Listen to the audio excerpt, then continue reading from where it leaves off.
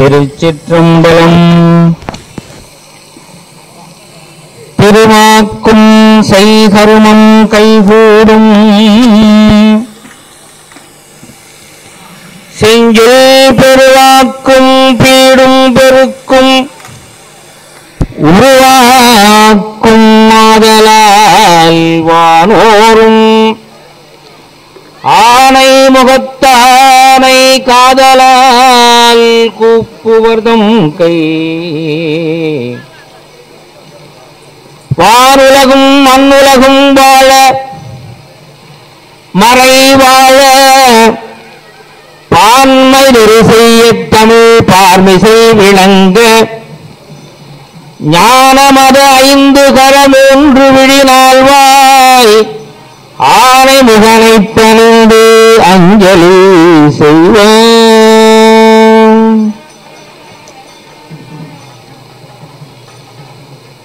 பூழியர்கோன் வெப்பொழித்த புகழியர்கோன் கடல் போற்றி ஆழிமிசை கல்முதப்பில் அணைந்த பிரான் அடி போற்றி வாழி திருநாவலூர் வந்தொண்டர் பதம் போற்றி ஊழிமலி திருவாத ஊரல் திருத்தால் போற்றி போற்றி ஊழிமலி திருவாத ஊரல் திருத்தால் போற்றி போற்றி.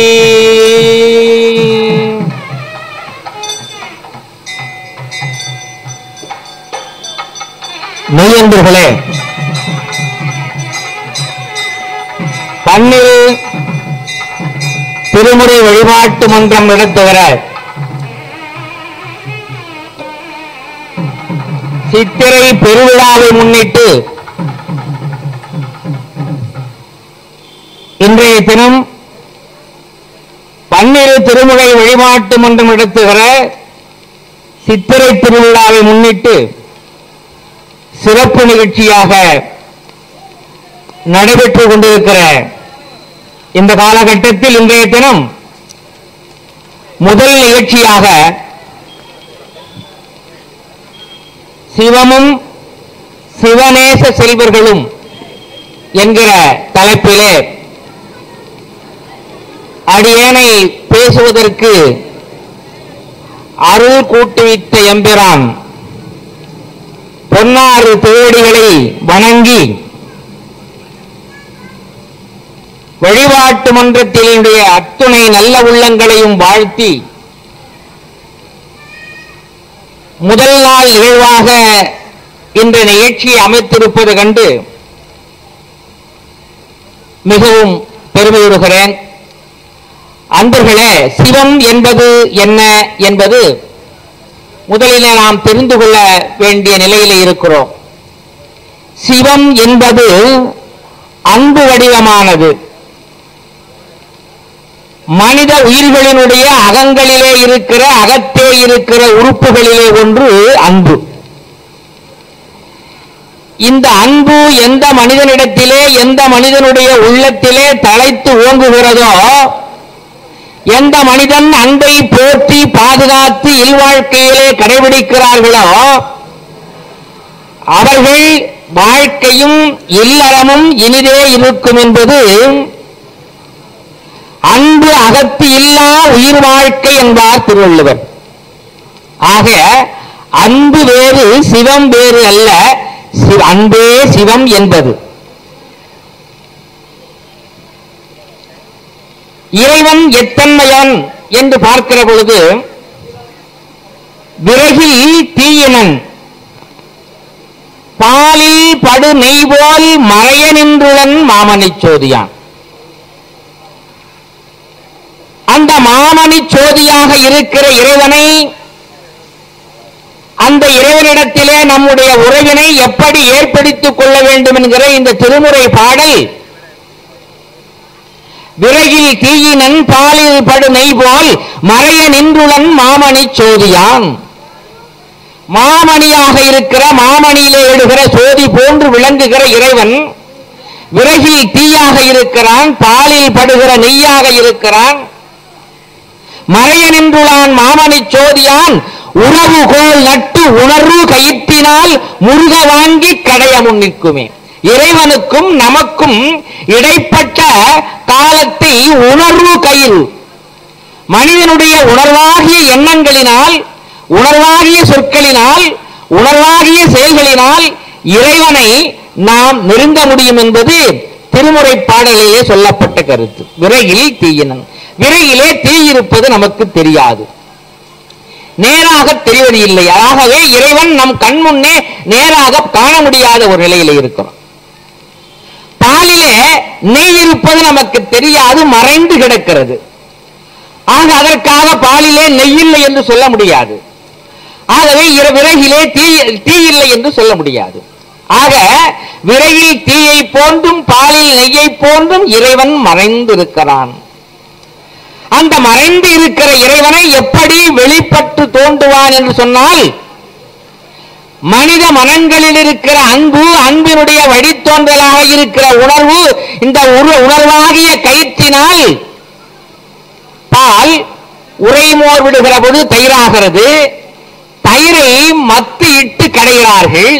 அதுபோல கடைவதற்கு ஒரு கயிறு தேவை. ஆகவே இறைவனை நாம் அடைய வேண்டும் என்று சொன்னால், இறைவனை நாம் தரிசிக்க வேண்டும் என்று சொன்னால், இறைவனுடைய பாதங்களிலே தன்னை ஐக்கியமாக்கிக் கொள்ள வேண்டும் என்று சொன்னால், மனிதனுடைய உணர்வாக கயிற்றினாலே முருக வாங்கி கடைகிற பொழுது எவ்வாறு தயிரிலே வெண்ணெய் திரண்டு கடைகிற பொழுது வெண்ணெய் திரண்டு வெண்ணெயில் இருந்து நெய் கிடைக்கிறதோ, அதுபோல மனிதனுடைய பக்குவம், மனிதனுடைய எண்ணங்கள், மனிதனுடைய உணர்வுகள் இவையெல்லாம் பக்குவப்படுகிற பொழுது இறைவன் நம் முன்னே தோன்றுவான். அப்படித்தான் தேவாரத்திலே சொல்லுகிற நால்வர், திருஞான சம்பந்தர், திருநாவுக்கரசர், சுந்தரர், மணிவாசக பெருமான் ஆக நால்வர்களையும் பாடுகிற பொழுது, இந்த திருமுறைகளிலே சொல்லப்படுகிற செய்திகளை நாம் பார்க்கிற பொழுது 12 திருமுறைகள், 12 திருமுறைகளை எவ்வாறு பகுத்திருக்கிறார்கள் என்று சொன்னால், எவ்வாறு பிரித்திருக்கிறார்கள் என்று சொன்னால், 1ஆம் திருமுறை, 2ஆம் திருமுறை, 3ஆம் திருமுறை திருஞான சம்பந்த சுவாமிகள் பாடியது. 4ஆம் திருமுறை, 5ஆம் திருமுறை, 6ஆம் திருமுறை திருநாவுக்கரசு சுவாமிகள் பாடியது. 7ஆம் திருமுறையை பாடியது சுந்தரர் பாடினார். 8ஆம் திருமுறை மணிவாசக பெருமான், 9வது திருமுறை சேனாரை நாயனார்கள் முதலியோர் சேர்ந்து பாடியது. 10ஆம் திருமுறை திருமூலருடைய திருமந்திரம். 11ஆம் திருமுறை காரைக்கால் அம்மையாரோடு பல அடியவர்கள் பாடியது. 12வது திருமுறை சேக்கிழார் பெருமன் ஆக்கிய பெரிய புராணம் 12ஆம் திருமுறையாக பகுத்திருக்கிறார்கள். அதனாலேதான் பூழியர்கோன் வெப்பொழித்த புகழியர்கோன் கடல் போற்றி, ஆழிமிசை கல்மிதப்பில் அணைந்த பிரான் அடி போற்றி, வாழி திருநாவலூர் வன்தொண்டர் பதம் போற்றி, ஊழிமலை திருவாத ஊரர் திருத்தாள் போற்றி என்று நால்வர் பெருமக்களை நயந்து போற்றி இந்த தேவாரத்தை நமக்கு தளிந்த அந்த திருவாசகத்துக்கு உருகார், ஒரு வாசகத்திற்கும் உருகார் என்று மக்களால் போற்றப்படுகிற அந்த திருவாசகமும் தேவாரமும் நம்முடைய தமிழ் மறையை, சைவ நெறியை, சைவ சித்தாந்தத்தை, சைவ சமயத்தினுடைய நிலையை நமக்கு தெளிவாக சொன்னவர்கள் அந்த நால்வர். அன்பு பெரியவர்களே, ஒன்றை நாம் தெரிந்து கொள்ள வேண்டும். திருஞான சம்பந்தர் அவர்கள் 1ஆம் திருமுறையிலே முதலாவதாக பாடிய பாடல் ஏதோ சிவனை தொடங்கி பாடுவார் என்று நாம் நினைத்தோம். ஆனால் சிவனை பாடியவர் முதலிலே அவர் சொல்லுகின்ற சொல் ஆட்சியை பார்ப்போமே ஆனால், தோடுடைய செவியன், தோடு உடைய செவி என்று முதலிலே திருஞான சம்பந்த பெருமான் தொடங்குகிறார். தோடுடைய செவியன் என்று தொடங்குவதனுடைய நோக்கம் என்ன நாம் சிந்தித்து பார்க்க வேண்டும். மும்மூர்த்திகளில் முதல்வனாக இருக்கிற, பரம்பொருளாக இருக்கிற நமச்சிவாய மந்திரத்தை நாளும் சொல்லுகிற பொழுது நம்ம இன்னல்களை எல்லாம் போக்குகிற அந்த பரம்பொருளை பாடுகிற பொழுது முதலாம் திருமுறையிலே முதலாவது பாடிலே தோளுடைய செவியன் விட ஏறியோர் தூவென் மதிசூடி என்று பாடுகிறார். தோடு என்பது இடபாகத்திலே இருக்கிற உமையம்மை. இந்த குருஸ்தலம் என்று சொல்லப்படுகிற வரலாற்று சிறப்புமிக்க இந்த பாடியம்பதியிலே அருளாட்சி செய்து கொண்டிருக்கிற ஜெகதாம்பிகை உடனரை திருவல்லீஸ்வரர் போல அங்கே இறைவனை முதலிலே பாடுகிற திருஞான சம்பந்தர் தோடு என்று ஆரம்பித்த நோக்கம் இந்த உலகம் பெண்மையினாலே அம்மையினாலே வியாபித்திருப்பதை முதலிலே சொன்னார். அவர் திருஞான சம்பந்தர் உமையவளுடைய ஞானப்பாலை உண்டதனாலே தோடுடைய செவியன் விடை ஏறியோர் தூவென் மதிசூடி காடுடைய சுடலை பொடி பூசி என் உள்ளம் கவர் கல்வன் ஏடுடைய மலரால் உனை நான் பணிந்து ஏத்த அருள் செய்த பீடுடைய பிரமாபுரம் மேவிய பெம்மான் இவன் அந்தே. காடுடைய சுடலை பொடி பூசியதனாலே உள்ளம் கவர் கல்வன் என்கிற வார்த்தையை சொல்லாட்சியை திருஞான சம்பந்தர் இங்கு சொல்லியிருக்கிறார் என்று சொன்னால், இந்த காட்டிலே இருக்கிற சுடலை ஆடுகிற சிவனுடைய அந்த வெண்மையான நீரினை உடையலாம் பூசிய பிறகு அந்த சிவனுடைய தோற்றம் எப்படி இருந்தது என்று சொன்னால், என்னை அறியாமலே என் உள்ளத்தை கவர்ந்து விட்ட கல்வன் போல் தோன்றினான் திருஞான சம்பந்தர் சொல்கிறார். காடுடைய சுடலை பொடி பூசி என் உள்ளம் கவர் கல்வன் என்கிறார்.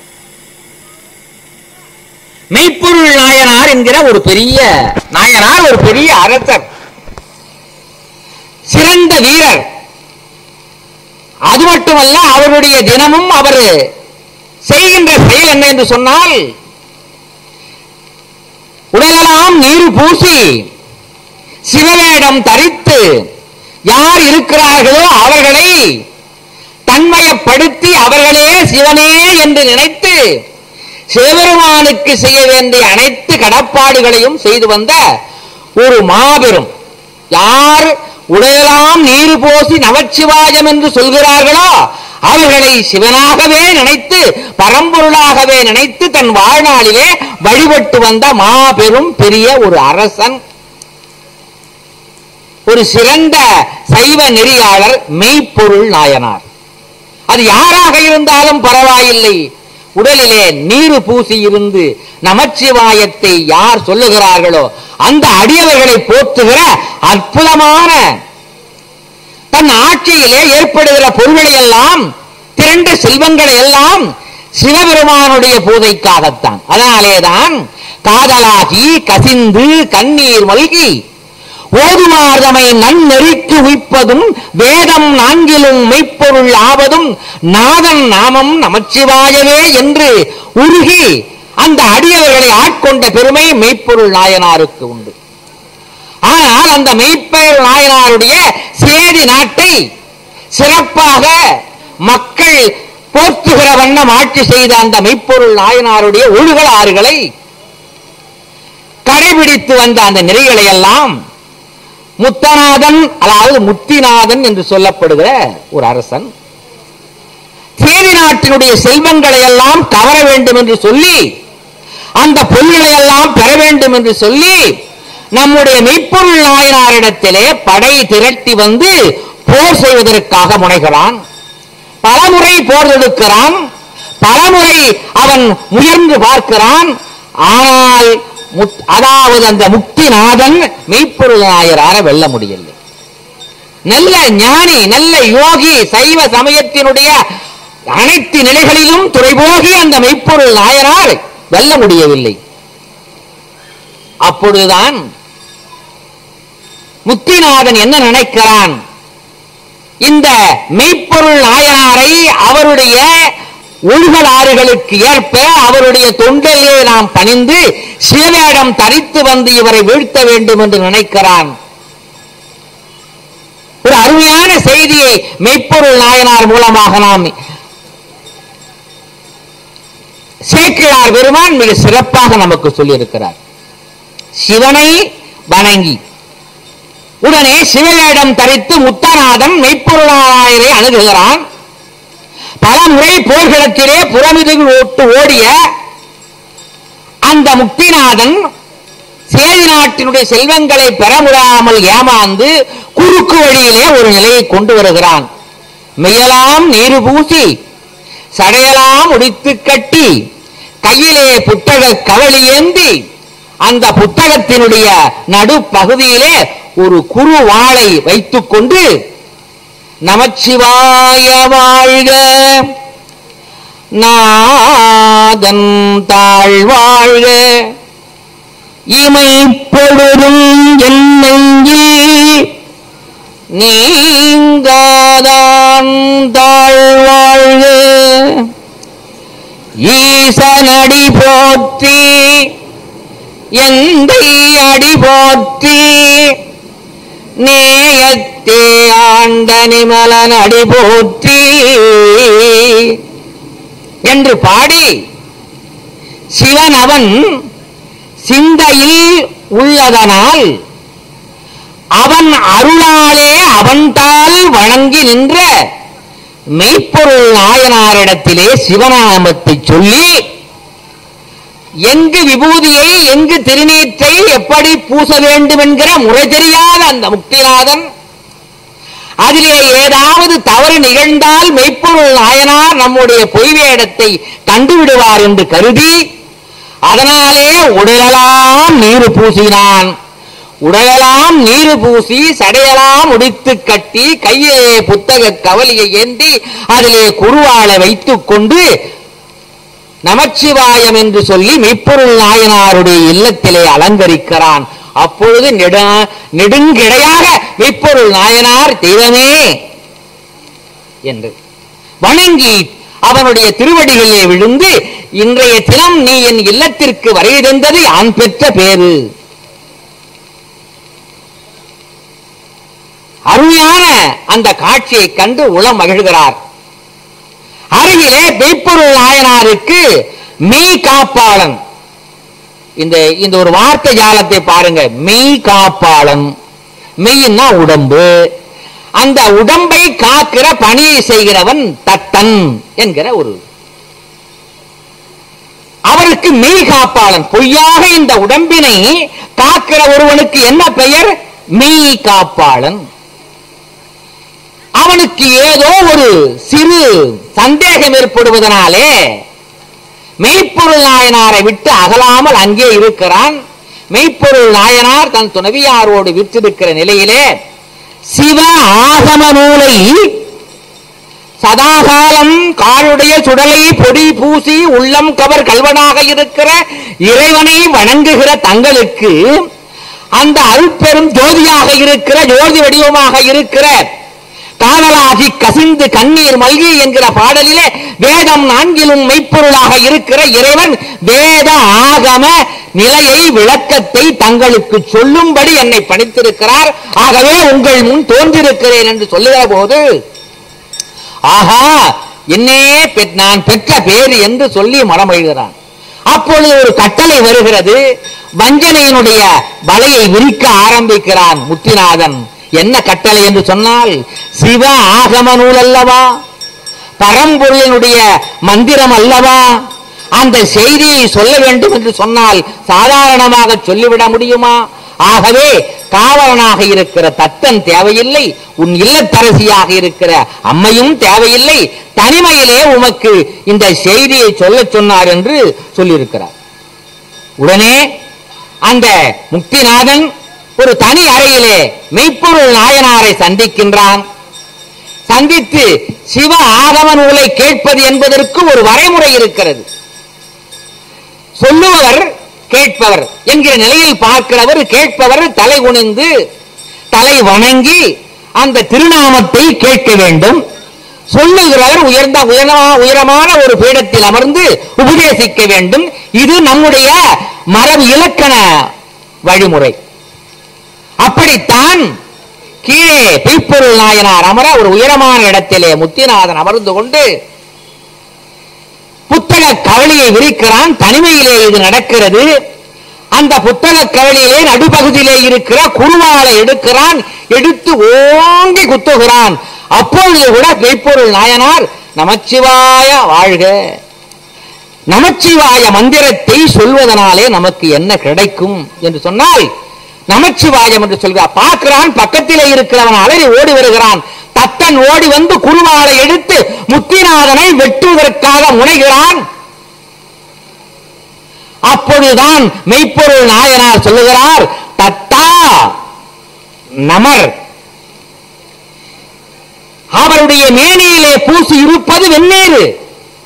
யான் தினமும் வணங்குகிற என் உடல் பொருள் ஆவியெல்லாம் துதிக்கிற திருநாமத்தினுடைய வடிவாக இருக்கிற சிவ வேடம். அதனாலே தத்தா அவர் நமர், இப்பொழுது அவர் நம்மவர். அதனாலே நீ அவரை கொலை செய்யக்கூடாது, அவர் உயிரை போக்கக்கூடாது என்று ஒரு கட்டளை பிறப்பிக்கிறான். செய்வதறியாது அந்த மெய்ப்பொருள் நாயனாரை காப்பாற்ற முடியாமல் தத்தன் தத்தளிக்கிறான். அது மட்டுமல்ல, அவனுக்கு இன்னும் ஒரு அறிவுரையும் சொல்லுகிறான். தத்தா, நம்முடைய நாட்டின் எல்லை வரை இவர் உயிருக்கு எந்த பாதுகாப்பு, எந்த பாதகமும் இல்லாமல் அவரை நம் நாட்டின் எல்லையிலே கொண்டு விடுகிற பொறுப்பை நீ செய்ய வேண்டும் என்று சொல்ல வேண்டும் என்று சொல்லுகிற பொழுது, இந்த பரம்பொருளினுடைய அந்த ஆன்ம நேய நிலையை பார்ப்போமையானால், ஒரு நிலைப்பாட்டை எடுத்த ஒரு ஞானிகள் எல்லாம் கொண்ட கொள்கையிலே உறுதியாக இருந்தார்கள்.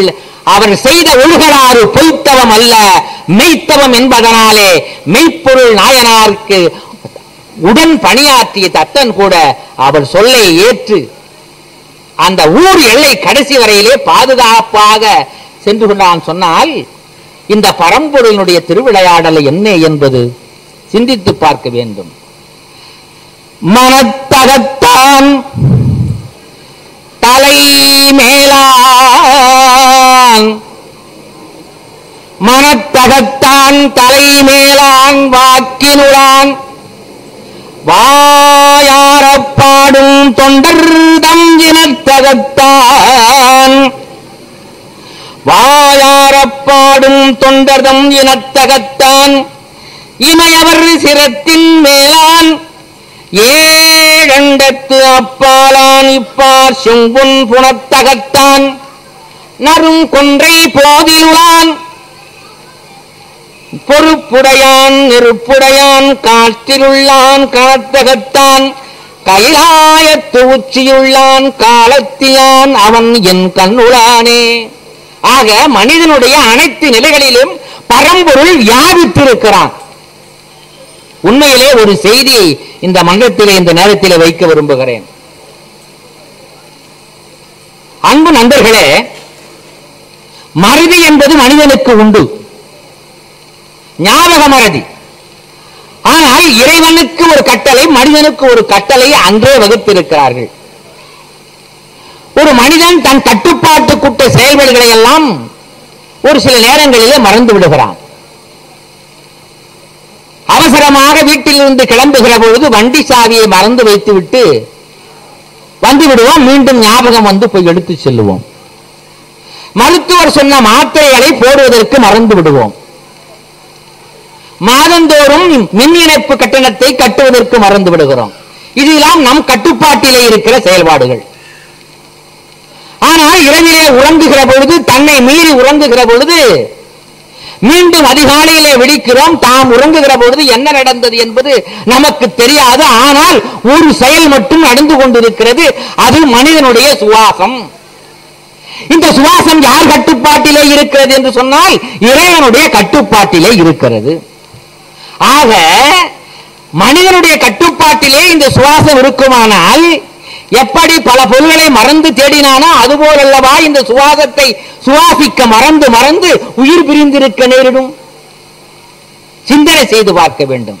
அதனாலேதான் மனத்து அகத்தான் தலை மேலான் வாக்கினுள்ளான் வாயார பாடும் தொண்டர்தம் இனத்தகத்தான் கைலாயத்து உச்சியுள்ளான் காலத்தியான் என் கண்ணுளான் என்பார். அது மட்டுமல்ல, இடரினும் தளரினும் எனது உருநோய் தொடரினும் உன் கடல் தொழுது எழுவேன், கடல் தனில் அமுதொடு கலந்த நஞ்சை மிடத்தினில் அடக்கிய வேதியனை. இப்படி பாடினார்கள். ஒவ்வொரு தேவாரமும் திருவாசகமும் சொல்லுகிற பொழுது, பாடுகிற பொழுது அதிலே அத்தனை பொருள்கள் அடங்கி இருக்கின்றது. இங்கே ஆலயத்துக்கு வருகிறார்கள், இறைவனை வணங்குகிறார்கள். இறைவனை வணங்குவது மட்டுமல்ல, வேண்டுதலையும் செய்கிறார்கள். இந்த பாடி திருஸ்தலம் குருஸ்தலம். அதனாலே குருஸ்தலம் என்பதனாலே இந்த ஆலயத்திற்கு பல பேர் வருகிறார்கள், இறைவனை வணங்குகிறார்கள், வேண்டுதலையும் செய்கிறார்கள். நாம் ஒரு சிறிது சிந்தனையிலே ஆய்ந்து பார்ப்போமேயானால், இறைவனிடத்திலே நாம் வேண்டுவதை ஒரு அன்பர் வேண்டாம் என்று சொல்லுகிறார். இறைவனிடத்திலே எதையும் வேண்டாதீர்கள். இறைவனுடைய திருநாமத்தை சொல்லி, இறைவனுடைய பாடல்களை பாடி, இறைவனுடைய நினைவாகவே இந்த ஆலயத்தை வலம் வந்தால் போகும். ஆனால் இறைவனை குறித்து வணங்குகிற பொழுது எதையும் வேண்டிக் கொள்ளாதீர்கள். ஏன் வேண்டிக் கொள்ளாதீர்கள், என்ன காரணம் என்று கேட்டால், இறைவன் மனித பிறவியை கொடுத்து நமக்கு கொடுக்க வேண்டிய அனைத்து நிறைகளையும் நமக்கு கொடுக்க இருக்கிறான். ஒரு சிந்தனையை செய்து பார்ப்பீர்களானால், இறைவனாக இருக்கிற, முழுமுதற் பொருளாக இருக்கிற, மும்மூர்த்திகளில் முதல்வனாக இருக்கிற அந்த பரம்பொருள் நமக்கு கொடுக்க இருப்பது, அந்த பரம்பொருளுடைய தகுதிக்கு தகுந்தவாறு கொடுக்க இருக்கிற ஒன்றை மனிதன் தன்னுடைய தகுதிக்கு தகுந்தவாறு கேட்டு ஏன் குறைத்துக் கொள்ள வேண்டும் என்பதுதான், வேறொன்றும் இல்லை. இறைவன் நமக்கு கொடுக்க நினைத்தால் அது அரியது, அது பெரியது. நாம் கேட்க நினைத்தால் இந்த அரியதிலிருந்தும் பெரியதிலிருந்தும் குறுகியதாகிவிடும் என்ற காரணத்தினாலே இறைவன் நமக்கு கொடுக்க இருக்கிற, அதனாலேதான் அரியானை அந்தனர்தம் சிந்தையானை அருமறையின் அகத்தானை அணுவையார்க்கும் தெரியாத தத்துவனை தேனை பாலை திகழொளியை தேவர்கள் தங்கோனை மற்றை கரியானை நான்முகனை கனலை காற்றை கனகடலை குளவரையை காத்து நின்ற பெரியானை பெரும்பற்ற புலியூரானை பேசாத நாளெல்லாம் பிறவானாலே. இந்த நமச்சிவாயத்தை சொல்லாத நாட்கள் எல்லாம் நாம் பிறவாத நாட்களாக அருமையாக சொல்லுகிறார். அது மட்டுமல்ல, திருநாவுக்கரசு பெருமான் அந்த நால்வரிலே வயது மூத்த ஒரு ஞானி. அவருடைய பெயரிலேயே நாவுக்கு அரசர். திலகவதியார் என்கிற தமக்கையாரோடு திருநாவுக்கரசர் தன்னுடைய வாழ்க்கையை தொடர்ந்து நடித்து வருகிற பொழுது சமண சமயத்திலே ஒரு ஆர்வம் அவருக்கு ஏற்பட்ட காரணத்தினாலே திருநாவுக்கரச பெருமான் சமண சமயத்தை தழுவுகிற நிலை இருந்தது. தன் உடலில் உடனே வளர்த்த, அன்பாக இருந்து உடனிருந்து வளர்த்த திலகவதியாருக்கு இது பிடிக்கவில்லை. ஆகவே எனது அன்பு தம்பி திருநாவுக்கரசு சமண சமயத்திலே தன் நினைவையெல்லாம் வைத்துக் கொண்டிருக்கிறாரே, பரம்பொருளாக இருக்கிற, முதற் பொருளாக இருக்கிற நமச்சிவாயத்தை மறந்துவிட்டாரே என்று சொல்லி மீண்டும் சைவ சமயத்திலே திருநாவுக்கரசு பெருமான் இடம்பெற வேண்டும் என்று சிவபெருமானை நோக்கி திலகவதியார் வேண்டிக் கொள்கிறார்கள். திலகவதியாருக்கு இறைவன் அருள்பாலித்து பல திருவிளையாடலை செய்கிறார். அதிலே ஒன்றுதான் திருநாவுக்கரசருக்கு சூளை நோயை கொடுக்கிறார். அது உடலுக்குள் இருக்கிற குடலை எல்லாம் முறுக்குகிற ஒரு கொடிய நோய். உடலின் பல பாகங்களிலே பல நிலைகளிலே நோய் வருவது என்பது இயற்கை. கண் கோளாறு, காது கோளாறு, சுவாச கோளாறு, அது மட்டுமில்லாமல் இவற்றையெல்லாம் பொறுத்துக் கொள்ளலாம். ஆனால் வயிற்றிலே இந்த குடல் இருக்கிறதே, இந்த குடல் முறுக்கும்படியாக ஒரு நோய் வருவது என்பது யாராலும் தாங்கிக் கொள்ள முடியாத ஒரு கொடிய நோய். அந்த கொடிய நோயைத்தான் இறைவன் திருநாவுக்கரசரை ஆட்கொள்வதற்காக அந்த கொடிய நோயை கொடுக்கிறார். இதை அறிந்த சமணர்கள் என்ன செய்கிறார்கள் தெரியுமா? திருநாவுக்கரசரை பெரிய கடலில் கல்லு, அந்த பெரிய கல்லிலே திருநாவுக்கரசருடைய தென்னாடுடைய சிவனே போற்றி, எந்நாட்டவர்க்கும் இறைவா போற்றி. சிவனவன் சிந்தையுள் உள்ளதனால் அவன் அருளாலே அவன் தாழ் வணங்கி. மெய் அன்பர்களே,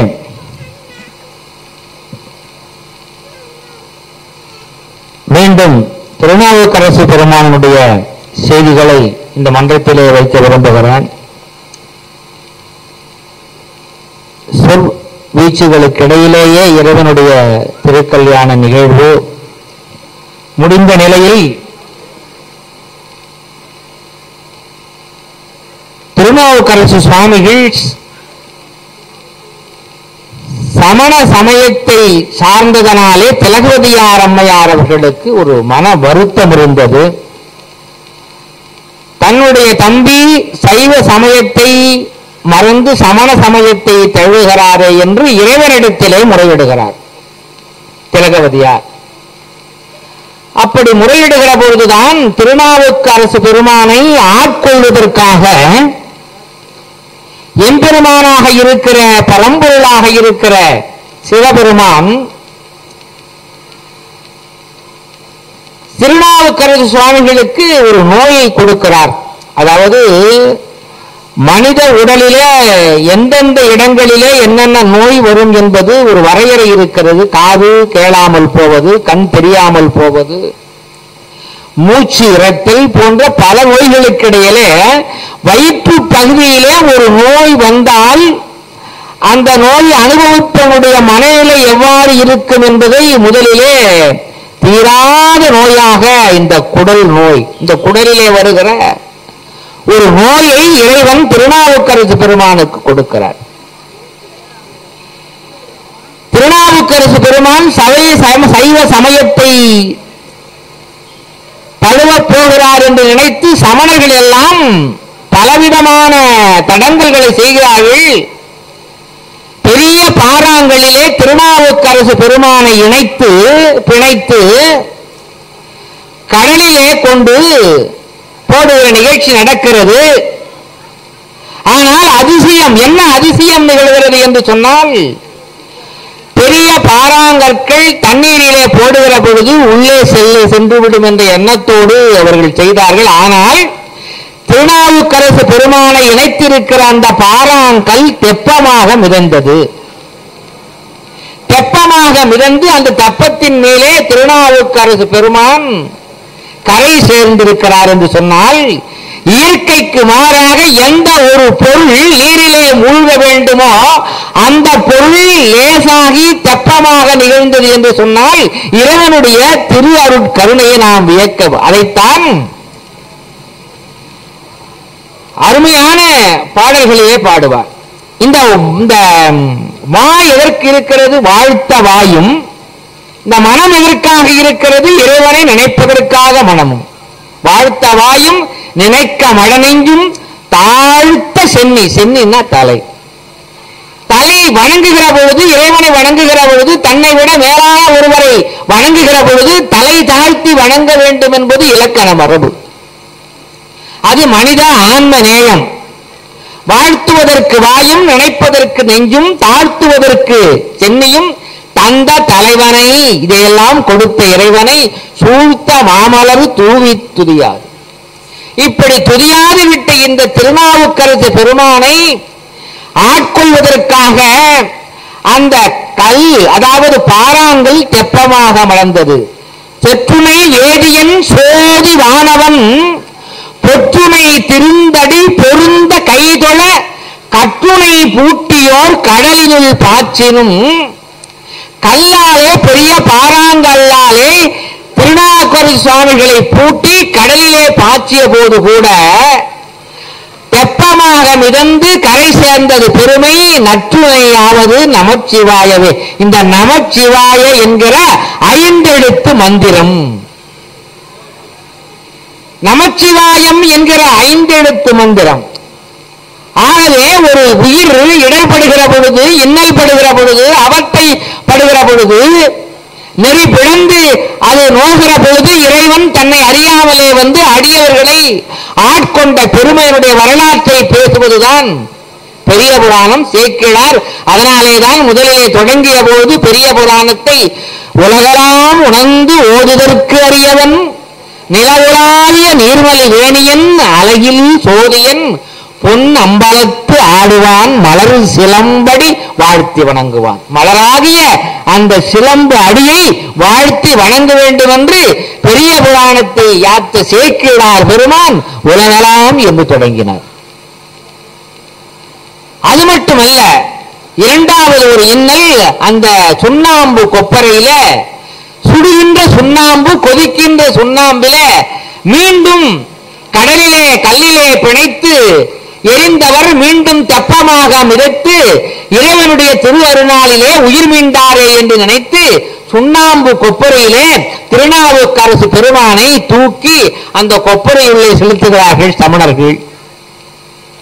கொதிக்கின்ற சுண்ணாம்பு, திருநாவுக்கரசனுடைய உடல் என்ன ஆவது அதையெல்லாம் நினைக்காமல், அதை பற்றி வருந்தாமல் அவர் திருநாவுக்கரசு பெருமான் இறைவனுடைய திருநாமத்தை சொல்லியிருந்தார். அந்த சுண்ணாம்பு கொதிக்கின்ற அந்த சுண்ணாம்பு அவருக்கு எப்படி தெரிந்தது?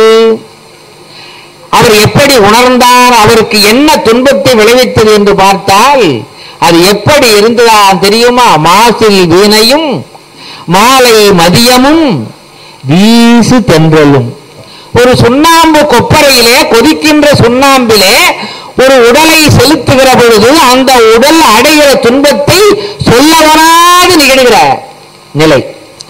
ஆனால் மாசில் வீணையும் மாலை மதியமும் வீசு தென்றலும் வீங்கு இள ஏனிலும் மூசு வண்டரை பொய்கையும் போன்றதே ஈசன் எந்தன் இணையடி நிழலே என்று சுண்ணாம்பு கொப்பரையிலே திருநாவுக்கரசு பெருமானை போடுகிற பொழுது ஈசன் எந்தன் இணையடி நிழலை ஈசனுடைய திருநாமத்தை அவர் சொல்லிக் கொண்டே இருந்தார்.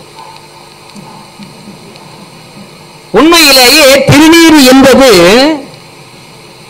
திருநீர் பூசுவது என்பது சிவ ஆகமத்தினுடைய சிறந்த சிறப்பு செயல். மந்திரமாவது நீரு வானவர் மேலது நீரு, சுந்தரமாவது நீரு துதிக்கப்படுவது நீரு, தந்திரமாவது நீரு சமயத்தில் உள்ளது நீரு, செந்தூவர்வாய் உமை பங்கன் திரு ஆலவாயான் திருநீரே. வாரியார் சுவாமிகள் ஒரு செய்தியை சொல்லுவார். ஒரு பெரிய சைவ ஞானி வாரியார் சுவாமிகள், அவர் சொல்லாத கருத்துக்கள் இல்லை. ஒரு முறை உபன்யாசம் செய்வதற்காக தொடர் வண்டியிலே புறப்பட்டு திருச்சிக்கு செல்ல வேண்டும். அதனாலே தொடர் வண்டியிலே சென்று கொண்டிருக்கிறார். தொடர் வண்டியினுடைய அவர் அமர்ந்திருக்கிற இருக்கைக்கு எதிராக 2 இளைஞர்கள் அமர்ந்திருக்கிறார்கள். அந்த இளைஞர்கள் வாரியார் சுவாமிகளுடைய தோற்றத்தை பார்க்கிறார். அவருடைய தோற்றம் எப்பொழுதுமே பரந்த தன்னுடைய நெற்றியிலே திருநீரை பூசி, திருநீற்றினை பூசி மிக அழகாக காட்சியளிக்கிறார். அந்த சம்பந்தர் பெருமான் சொன்னது போல, காடு உடைய சுடலை பொடி பூசி என் உள்ளம் கவர் கல்வன் என்று எவ்வாறு தேவார பாடலிலே திருஞான சம்பந்தர் சொன்னதனாலே இறைவனுடைய உள்ளம் கவர் கல்வனாக வாரியார் சுவாமிகள் தன் நெற்றியிலே திருநீர் பூசியதனாலே திகழ்ந்தார். அப்படிப்பட்ட வாரியார் சுவாமிகளை பார்த்து அந்த இளைஞர்கள் சொல்லுகிறார்கள், ஏளனமாக பேசினார்கள். என்ன தெரியுமா? பெருசு சுகத்திற்கு சுண்ணாம்படித்திருக்கிறது என்று சொன்னார்கள். அப்பொழுது கூட இது காதுகளாலே கேட்டிருந்த அந்த வாரியார் சுவாமிகள் சினந்தார் இல்லை, கோபப்பட்டார் இல்லை. அப்பொழுது முகத்தை ஆச்சரியத்தோடு பார்த்தார். ஆஹா, என்ன இந்த இளைஞர்கள் மூலமாக இதுவரை எத்தனையோ உபன்யாசங்களை எல்லாம் செய்திருக்கிறேன், சொற்பொழிவு செய்திருக்கிறேன், எனக்கு தோன்றாத ஒரு சிந்தையில் உதிக்காத ஒரு பெரிய அரும் பெரும் தத்துவத்தை இந்த இளைஞர்கள் மூலமாக நான் தெரிந்து கொண்டேனே என்று இளைஞர்களை பார்த்து மகிழ்ந்தார், பூரிப்பு எழுதினார். எனது அனுபவம், நான் பேசிய சொற்பொழிவுகள், நான் நிகழ்த்திய உபன்யாசங்களில் எல்லாம் கிடைக்காத ஒரு அறிவு இந்த இளைஞர்கள் மூலமாக கிடைத்தது என்று. என்ன இப்பெருசு சுகத்திற்கு நன்றாக சுண்ணாம்படித்திருக்கிறது என்கிற அந்த வாசகம். உடனே அந்த வாரியார் சாமிகள் அந்த இளைஞரிடத்திலே சென்று, தம்பி, என்ன அரிய பொருளை தத்துவத்தை நீங்கள் சொல்லியிருக்கிறீர்கள். ஒரு வீடு நன்றாக இருக்க வேண்டும் என்றால், பொதுவாக இருக்க வேண்டும் என்று சொன்னால், கரைபடாமல் இருக்க வேண்டும் என்று சொன்னால், அதனுடைய வீட்டினுடைய ஆயுட்காலம் அதிகரிக்க வேண்டும் என்று சொன்னால் சுண்ணம் பூசி வண்ணம் பூசி சிறப்பாக வைப்பது உலகத்தினுடைய முறை. ஆகவே என்னுடைய உடல் இயங்க வேண்டும் என்று சொன்னால், இந்த உடலாகிய இந்த வீடு இயங்க வேண்டும் என்று சொன்னால், அதற்கு தன்னை கட்டுப்படுத்துகிற ஆற்றல் தலைக்கு இருக்கிறது. அந்த தலையின் கிரீடமாக இருக்கிற இந்த நெற்றி இருக்கிறதே, இந்த நெற்றியிலே நான் சுண்ணாம்பு பூசி இருக்கிறேன் என்று சொன்னீர்களே, இந்த நெற்றியை நான் சுண்ணாம்பு பூசி காக்கின்றதனாலேதான் என்னுடைய நடை உடை பாவனைகளை எல்லாம் கட்டுப்படுத்துகிற இந்த நெற்றி நீண்ட நாள் உயிர் வாழும், நீண்ட நாள் சிறப்பாக இருக்கும் என்று சொன்ன இந்த தத்துவத்தை அடியேன் தெரிந்து கொண்டேன் என்று அவர்கள் சொன்ன நோக்கம் வேறு, இவர்கள் புரிந்து கொண்ட நோக்கம் வேறு. அந்த இளைஞர்களை பார்த்து சொல்லுகிற பொழுது அந்த இளைஞர்களுடைய முகத்திலே கருணை தோன்றியது. ஆகா, எப்படிப்பட்ட கருணை கடல், எப்படிப்பட்ட அனுபவம் நம்மிடத்திலே பேசியிருக்கிறது. நாம் தவறாக நினைத்த போது கூட அதை தவறாக எடுத்துக்கொள்ளாமல் நாம் ஏதோ ஒரு அற்புதத்தை தத்துவத்தை சொன்னோம் என்று சொல்லி எம்மை பணிந்தாரே, எம்மை வணங்கினாரே, அந்த பெரிய மாக்கடலாக இருக்கிற அவர் நான நன்னயம் செய்துவிடுவேன் என்று சொல்லுகிற வள்ளுவ பெருந்தகையினுடைய இலக்கணத்திற்கு ஏற்ப வாரியார் சாமிகள் திகழ்ந்தார்கள். அந்த இளைஞர்கள் ஐயா நான் தவறு செய்துவிட்டேன் என்று சொல்லி அவருடைய பாதங்களிலே விழுந்து வணங்கிய வரலாறு உண்டு. அதனாலேதான் எதிர்த்து பேசுவதை விடுத்து ஒத்து பேசி அவருடைய உள்ளத்தை கவர்கிற கல்வனாக இருப்பது இந்த திருநீரு.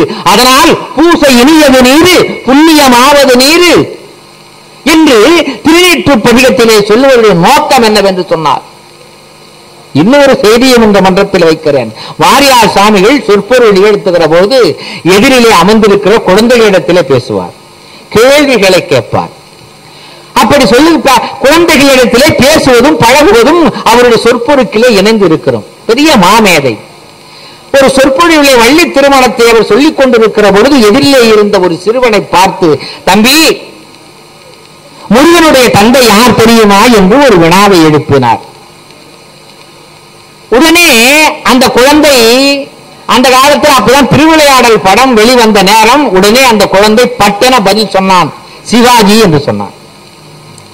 எதிரிலே இருந்த பெரியவர்கள் எல்லாம் பார்த்து சிரித்தார்கள், இந்த குழந்தை தவறாக சொல்கிறானே என்று. ஆனால் வாரியார் சுவாமிகள் மிகச் சரியாக சொன்னாய் என்று சொன்னார். மிகச் சரியாக சொன்னாய் என்று அந்த குழந்தையை பாராட்டினார். அதற்கு விளக்கம் தருகிறார். பெரியவர்களை நாம் மரியாதை நிமித்தமாக அழைக்கிற போது ஜி என்கிற ஒரு வார்த்தை, ஒரு சொல்லை, ஒரு எழுத்தை போட்டு மரியாதை சொல்லுவோம். நம்முடைய தேசப்பிதா மகாத்மா காந்தியை காந்திஜி சொல்றோம், நேருஜி சொல்றோம். நான் முருகனுடைய தந்தை யார் என்று கேட்கிற பொழுது இந்த குழந்தை என்ன சொன்னான்? சிவாஜி என்று சொன்னான். முருகனுடைய தந்தையாக இருக்கிற இந்த சிவா என்கிற அந்த இறையை, பரம்பொருளை ஒரு மரியாதைக்காக, ஒரு மரியாதை சொல்ல வேண்டும் என்பதற்காக இந்த குழந்தை சிவத்தை சிவாஜி என்று சொல்லியது. ஆக தன் அனுபவத்தின் வாயிலாக எல்லாவற்றையும் பிறர் கேட்கின்ற அளவிற்கு, மெய்மறக்கிற அளவிற்கு சொல்லக்கூடிய ஆற்றல் ஒரு பேச்சாற்றலுக்கு உண்டு. அதைத்தான் நான் ஆரம்பத்திலே சொன்னேன். இறைவன் பெண்மையின் வடிவானவன், அம்மையப்பனாக திகழக்கூடியவன். அதனாலேதான் அம்மையே அப்பா மணிவாசக பெருமான் ஒரு திருவாசகத்தை போல ஒரு வாசகமும் இந்த உலகத்தில் இதுவரை தோன்றியது இல்லை, இனி தோன்ற போகுமா என்கிற கேள்விக்குள்தான் நம் முன்னேறி இருக்கிறது. அம்மையே அப்பா ஒப்பிலாமணியே, அந்த அம்மை அப்பனாக இருக்கிற ஒப்பு உயர்வு இல்லாதவனாக இருக்கிறவன் எதிலே தோன்றினான் தெரியுமா? அடுத்த வரியிலே சொல்கிறார். அம்மையே அப்பா ஒப்பிலாமணியே, அன்பினில் விளைந்த ஆரமுதே, பொய்மையே பேசி பொழுதினை சுருக்கும் புழுத்தலை புலையனேன் தனக்கு, செம்மையே ஆய சிவபதம் அளித்த செல்வமே சிவா பெருமானே, இம்மையே உன்னை சிக்கன பிடித்தேன், இனி எங்கு எழுந்து அருளுவது இனியே. இறைவனிடத்திலே எந்த அளவுக்கு பற்று பாருங்கள். இறைவனை சிக்கன பிடித்தேன் என்கிற அந்த சொற்றுடன் இருக்கிறதே, இறைவனை சிக்கன பிடிக்க முடியுமா? நம்மால் பிடிக்க முடியுமா? அன்பு மேலிட்டினாலே அந்த அருமையான வாசகங்கள். இறைவனை வணங்குகிற போது, தொழுகிற போது உணர்வுகள் மேலிடணும். உணர்வுகள் மேலிடுகிற போது உள்ளம் தன்னை மறக்கணும். தன்னை மறக்கிற போது நாம் என்ன செய்கிறோம் என்று தெரியாமல் இறைவனுடைய நாமத்தை சொல்லி கரத்தை குவிக்கணும். அப்ப மனம் தூய்மையான நிலையில் இருக்கணும். அருமையா பாடுவார். மெய் என்ன உடல். இப்ப பாருங்க, இந்த உடல் பொய்யானது, இந்த உடம்பு பொய். ஆனால் அதற்கு நம்முடைய ஆண்டோர்கள் வகுத்தில் இருக்கிற பெயர்னா அது மெய். அது மெய்யாக நிலைத்திருக்கக்கூடியது என்று சொல்வார். எது பொய்யோ அதை மெய் என்றார்கள்.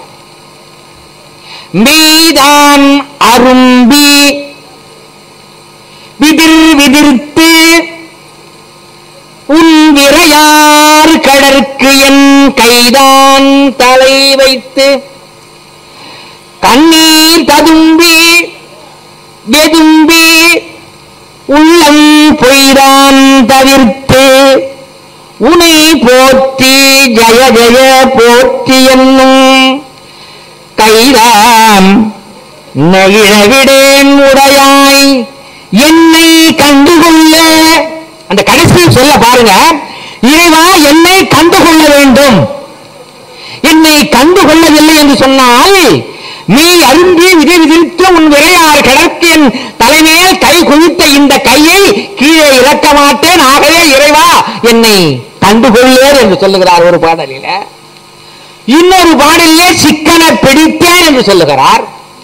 இன்னொரு பாடலிலே ஒரு விசித்திரமானது. குழந்தைக்கு எப்பொழுது பசி எடுக்கும் என்பது அந்த குழந்தையினுடைய தாய்க்கு தெரியும். இறைவன் தாயாக நம்மை ஆட்கொண்ட பெருமையினாலே இறைவனுக்கு தாயுமானவர் என்கிற பெயரும் உண்டு. அருமையான மணிவாசக பெருமான் உண்மையிலேயே இந்த பாடலை அனைவரும் மனப்பாடம் செய்ய வேண்டும். வீட்டிலே ஒரு முறையாவது இந்த பாடலை நீங்கள் மனனம் செய்து ஒரு முறையாவது நீங்கள் சொல்வீர்களே ஆனால் அவ்வளவு மன நிம்மதியை, மன சாந்தத்தை உங்களுக்கு கொடுக்கும். இந்த பாடலை சொல்வதற்கு முன்னால் ஒரு செய்தியை உங்களிடத்தில் நான் பகிர்ந்து கொள்ள விரும்புகிறேன். அன்பு நண்பர்களே, இறைவனை காலையிலே வணங்கினால் நம் உள்ளத்திலே அறம் தழைக்கும். பகல் பொழுதிலே இறைவனை வணங்கினால் செல்வத்தை நமக்கு கொடுக்கும். மாலையிலே வணங்கினால் வேண்டியதை கிடைக்கும். இரவு நேரத்திலே வணங்கினால் ஞானம் நமக்கு தோன்றும்.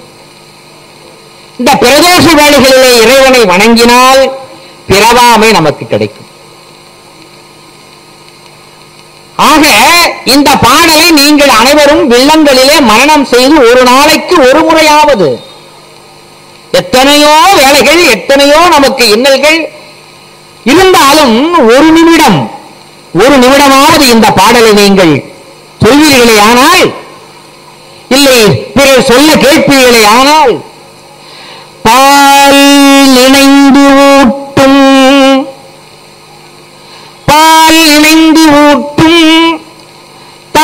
இனும் சாலப் பறிந்து நீ பாவியேனுடைய ஊனினை உருக்கி உள்ளொளி பெருக்கி இழப்பிலா ஆனந்தமாய தேனினை சொரிந்து புறம் புறம் திரிந்த செல்வமே சிவா பெருமானே யான் உனை தொடர்ந்து செல்வம் நீதான் சிவபெருமானே எனது செல்வம் நீதான் செல்வமே சிவபெருமானே யான் உனை தொடர்ந்து சிக்கன பிடித்தேன் இனி எங்கு எழுந்து அருளுவது இனியே. பட்டினத்தார் பெரிய ஞானி.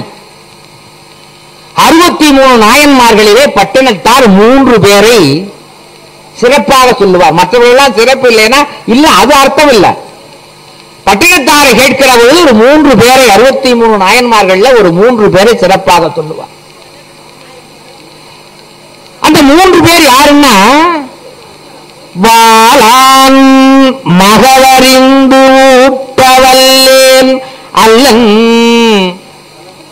அது ஒரு பெரிய செயல், அது பெரிய தவம், அது பெரிய தொண்டு. இந்த உலகத்திலே யாரும் செய்ய முடியாத ஒரு பெரிய சேவையை செய்தவர் சிறு தொண்டர். வாளான் மகவறிந்து ஊட்டவல்லேன் அல்லன். இரண்டாவதாக ஒருவரை சொல்லுகிறார், மாது சொன்ன சூழால் இளமை துறக்க வல்லேனல்லன். திருநீலகண்டர். நாளாரில், எங்க நாளாரில் தொண்டு செய்து நாளாரில் தன் இடந்து அப்ப வல்லேனல்லன் அந்த திருக்காலத்தீசனுக்கே. அந்த 3 நாயன்மார்களுடைய வரலாற்றை சுருக்கமாக சொல்லி என்னுடைய உரையை நிறைவு செய்கிறேன். ஒரு அருமையானது. இன்றைக்கு இந்த திருத்தலத்திற்கு வந்தவர்கள் மாபெரும் புண்ணியத்தை செய்தவர்கள். இந்த திருத்தலத்திலே, அதுவும் குருஸ்தலத்திலே இறைவனை வழிபட்டவர்கள், சிறந்த நெறியாளர்கள்.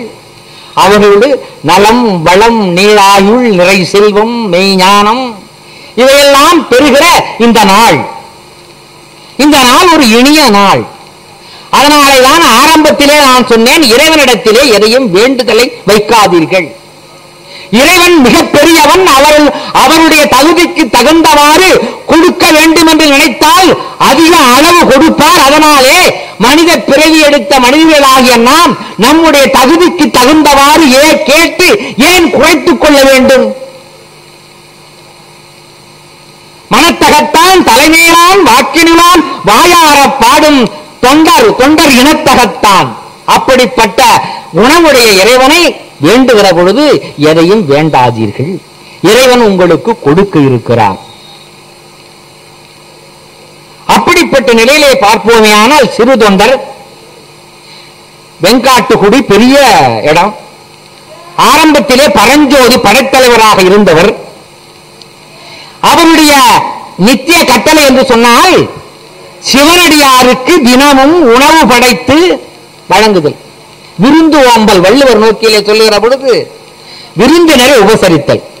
இந்த விருந்துக்கு ஒரு தன்மை உண்டு. என்ன தெரியுமா? நம் குடும்பத்தில் கணவன் மனைவி குழந்தைகளோடு ஊடல் கொண்டிருந்தோம்னா 2 நாளைக்கு பேசாம இருப்பாங்க. எல்லா இல்லங்களிலும் ஒரு சில இல்லங்கள் நடக்கிறது. இடையிலே குழந்தையை பார்த்து சொல்லுவார், அப்பா அலுவலகம் செல்லுகிறார், வீட்டில காப்பி தூளில வாங்கி வர சொல்லுடா கண்ணா. பையன்கிட்ட பேசுவாங்க. ஆனா உத்தரவு அப்பாவுக்கு. ஏன் என்ன வந்தது நேரா சொல்ல வேண்டியதுதானே? அந்த குழந்தை ஓட்டமா ஓடி போய் அம்மா கிட்ட சொல்லுவான், நான் வரும்போது கண்டிப்பா வாங்கி வந்துடுறேன். இப்படி குழந்தைகளை இடையேடி விட்டு பேசுகிற ஒரு சின்ன கோபம் இருக்கும். ஆனா அந்த நேரத்தில் யாராவது விருந்தினர் வந்தா பையன் தேவையில்லை, தானா பேச ஆரம்பிச்சிடுவாங்க. அது விருந்தினர் என்பது ஊடல் தீர்க்கிற வாய், ஊடல் தீர்க்கிற வழியும்பாங்க. ஒரு திண்ணை, அந்த நாள்ல திண்ணை வச்சு வீடு கட்டுவாங்க. இப்ப யாரும் திண்ணை வச்சு வீடு கட்டுறதில்லை. அப்ப நடந்தே போவாங்க. திண்ணையில யார் வீட்டு திண்ணையா இருந்தாலும் உட்காரும், இளைப்பாரிட்டு போவோம். அப்படிதான் ஒருத்தர் என்ன பண்ணாரு, ஒருத்தர் திண்ணையில தான் திண்ணையில உட்கார்ந்தத பார்த்தாரு. ஒரு நல்ல நீர் பூசிக்கிட்டு திருநீர் பூசிக்கிட்டு உட்கார்ந்தார். ரொம்ப களைப்பா இருந்தார். வீட்டு உள்ள இந்த வீட்டு எஜமான் வெளியே வந்தார். ஏதோ கொஞ்ச நேரம் உட்கார்ந்துட்டு போறாரு. இவர் அவர்கிட்ட எதுக்கு பேசணும்? இவர் என்ன சொன்னாரு, நல்ல திருநீர் பூசிருக்கீங்க. அந்த திருநீர் பூசினா உணவுக்கு உண்றதுக்கு முன்னாடி திருநீர் பூசிடுவாங்க, அது ஒரு வழக்கம். இவர் சொன்னா இல்ல, வீட்டிலிருந்து வெளியே வந்தார், எங்க நாம நீங்க நல்லா திருநீர் பூசி நல்லா ரொம்ப அருமையா இருக்கீங்க, நீ எங்க வீட்டுல சாப்பிடுனா சாப்பிடவா போறீங்கன்னு கேட்டார். இது தேவையில்லாத வேலை. அவர் மட்டும் அமைதியா உட்கார்ந்து எழுந்து போறாரு. உடனே திண்ணையில உட்கார்ந்து ஒரு பார்த்தாரு, என்னடா நான் மட்டும் அமைதியா உட்கார்ந்துருந்தேன், இந்த வீட்டு எஜமானி வந்து நீ என்ன சாப்பிடுமா சாப்பிடவா போறேன்னு கேட்கிறாரு. எப்படி ஒரு வீட்டுல சாப்பிட்டு தான் போகணும். ஒரு முடிக்கு வந்து அப்படியே நான் சாப்பிட மாட்டேன்னு சொன்னா நீங்க கூப்பிட்டு 2 வா சாப்பாடு போடாமலா விட்டு போறீங்கன்னாரு. அப்புறம் அவர் என்ன பண்ணாரு, ஏதுடா வம்பா போச்சு வாய் கொடுத்து மாட்டிக்கிட்டோம்னு சொல்லி சாப்பிட்டுட்டு அப்படியே நான் உங்களை கூப்பிட்டு வீட்டுல சாப்பாடு போட்டா போகும்போது எங்க குழந்தைகிட்ட 5 10 கொடுக்காமலா போறீங்கன்னாரு. இதுவாக இருந்தோம் அருமையா சொன்னார். விருந்து புறத்ததா தான் உண்டல் சாவா வருந்தனினும் வேண்டற் பார்த்தன்று உலக பொதுமறை சொல்லிருக்கு. அதனாலே பரஞ்சோதியாகிய இவர் தினமும் ஒரு சிவனடியாரை அழைத்து விருந்து கொடுத்து, அவங்களுக்கு எல்லாம் சிவனடியாருக்கு விருந்து கொடுத்த பிறகுதான் தான் குடும்பமே சாப்பிடுவோம், தான் சாப்பிடுவோம், தான் குழந்தைகள் சாப்பிடணும். இல்லை இல்லத்தரசின்னு அந்த அம்மாவுக்கு வெண்காட்டு நங்கை. வெண்காட்டு நங்கை ஒரு சிலருக்கெல்லாம் மனைவி வாய்க்கிறது பெரிய பாக்கியம். அந்த பரஞ்சோதி ஆகிய சிறு தொண்டருக்கு ஏன் தெரியுமா சிறு தொண்டர்னு பேர் வந்தது? யாராவது சிவனடியா பார்த்தாங்கன்னா கூப்பிடுகிற போதே வாயை மட்டும் இல்ல ஐயா வாங்கன்னு உடம்பெல்லாம் அப்படியே குறுகி குனிந்து ஐயா வாங்க என்று தன் உடலை குறுகி கொண்டு உபசரிப்பார். அதனாலே சிறு தொண்டர்.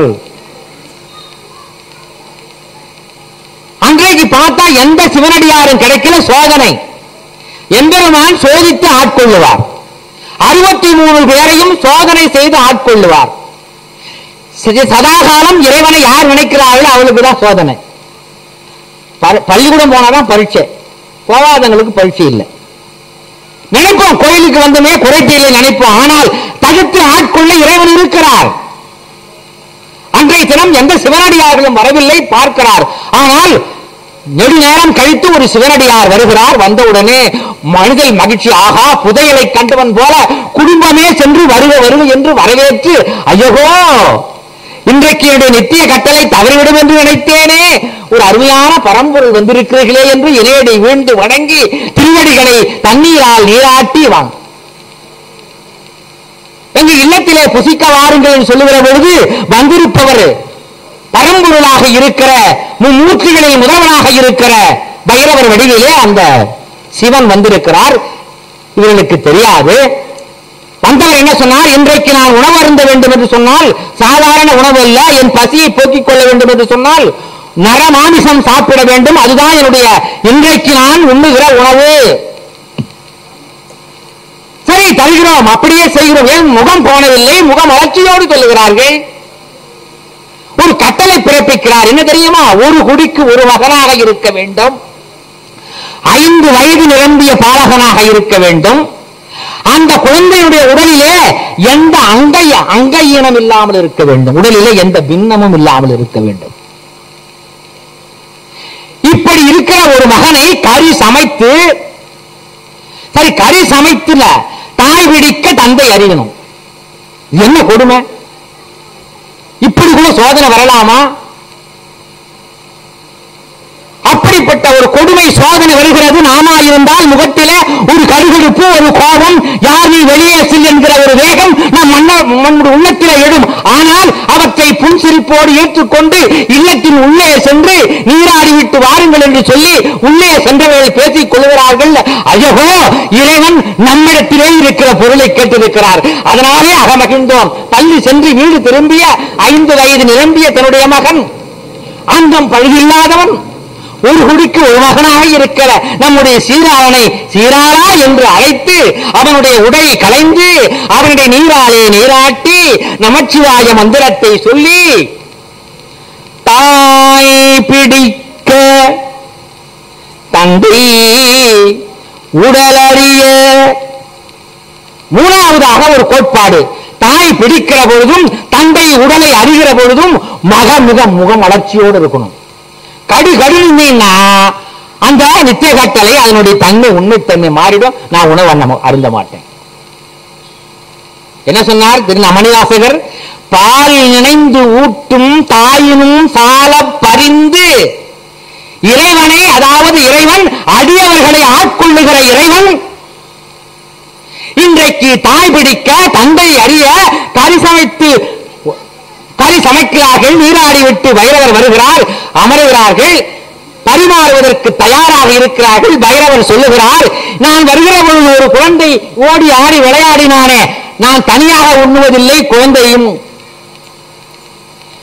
அது மட்டுமல்ல, சிவனடியாரோடு தான் சாப்பிடுவேன், நீங்கள் ஒரு சிவனடியார் அமருங்கள் என்று பக்கத்திலே வைத்து விட்டார். என்ன சோதனை? இதுவிதமான ஒரு சோதனை வரலாமா? எந்த அடியவருக்கு வரலாமா? சதாகாலம் இறைவனை நினைந்து நினைந்து நினைந்து உணர்ந்து உணர்ந்து நிகழ்ந்து நிகழ்ந்து அன்பே நிறைந்து நிறைந்து ஊற்றடும் கண்ணீர் அதனால் உடலாம் அணைந்து நனைந்து நன் நிதியே ஞான நடத்தரசே என் உரிமை நாயகனே என்று வணந்து வணந்து பாடிய இந்த அரிய தொண்டனுக்காய் இந்த சோதனை.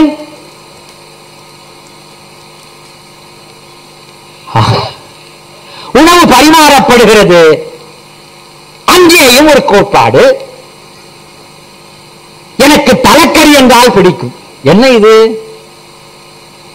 குழந்தை அறிகிற பொழுது தலையை இது வேண்டாம் என்று புறத்தே வைத்தார்கள்.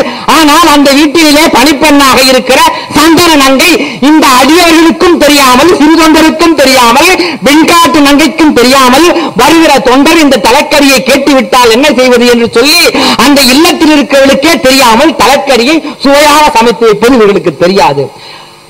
பைரவராக வந்த சிவன் தலைக்கரியை கேட்கிற போது அந்த பணிப்பெண் ஓடி வந்து தலைக்கரியை கொடுக்கிறார். என்னே சிறந்த அந்த செயல்பாடு, நினைத்து பார்க்க வேண்டாமா?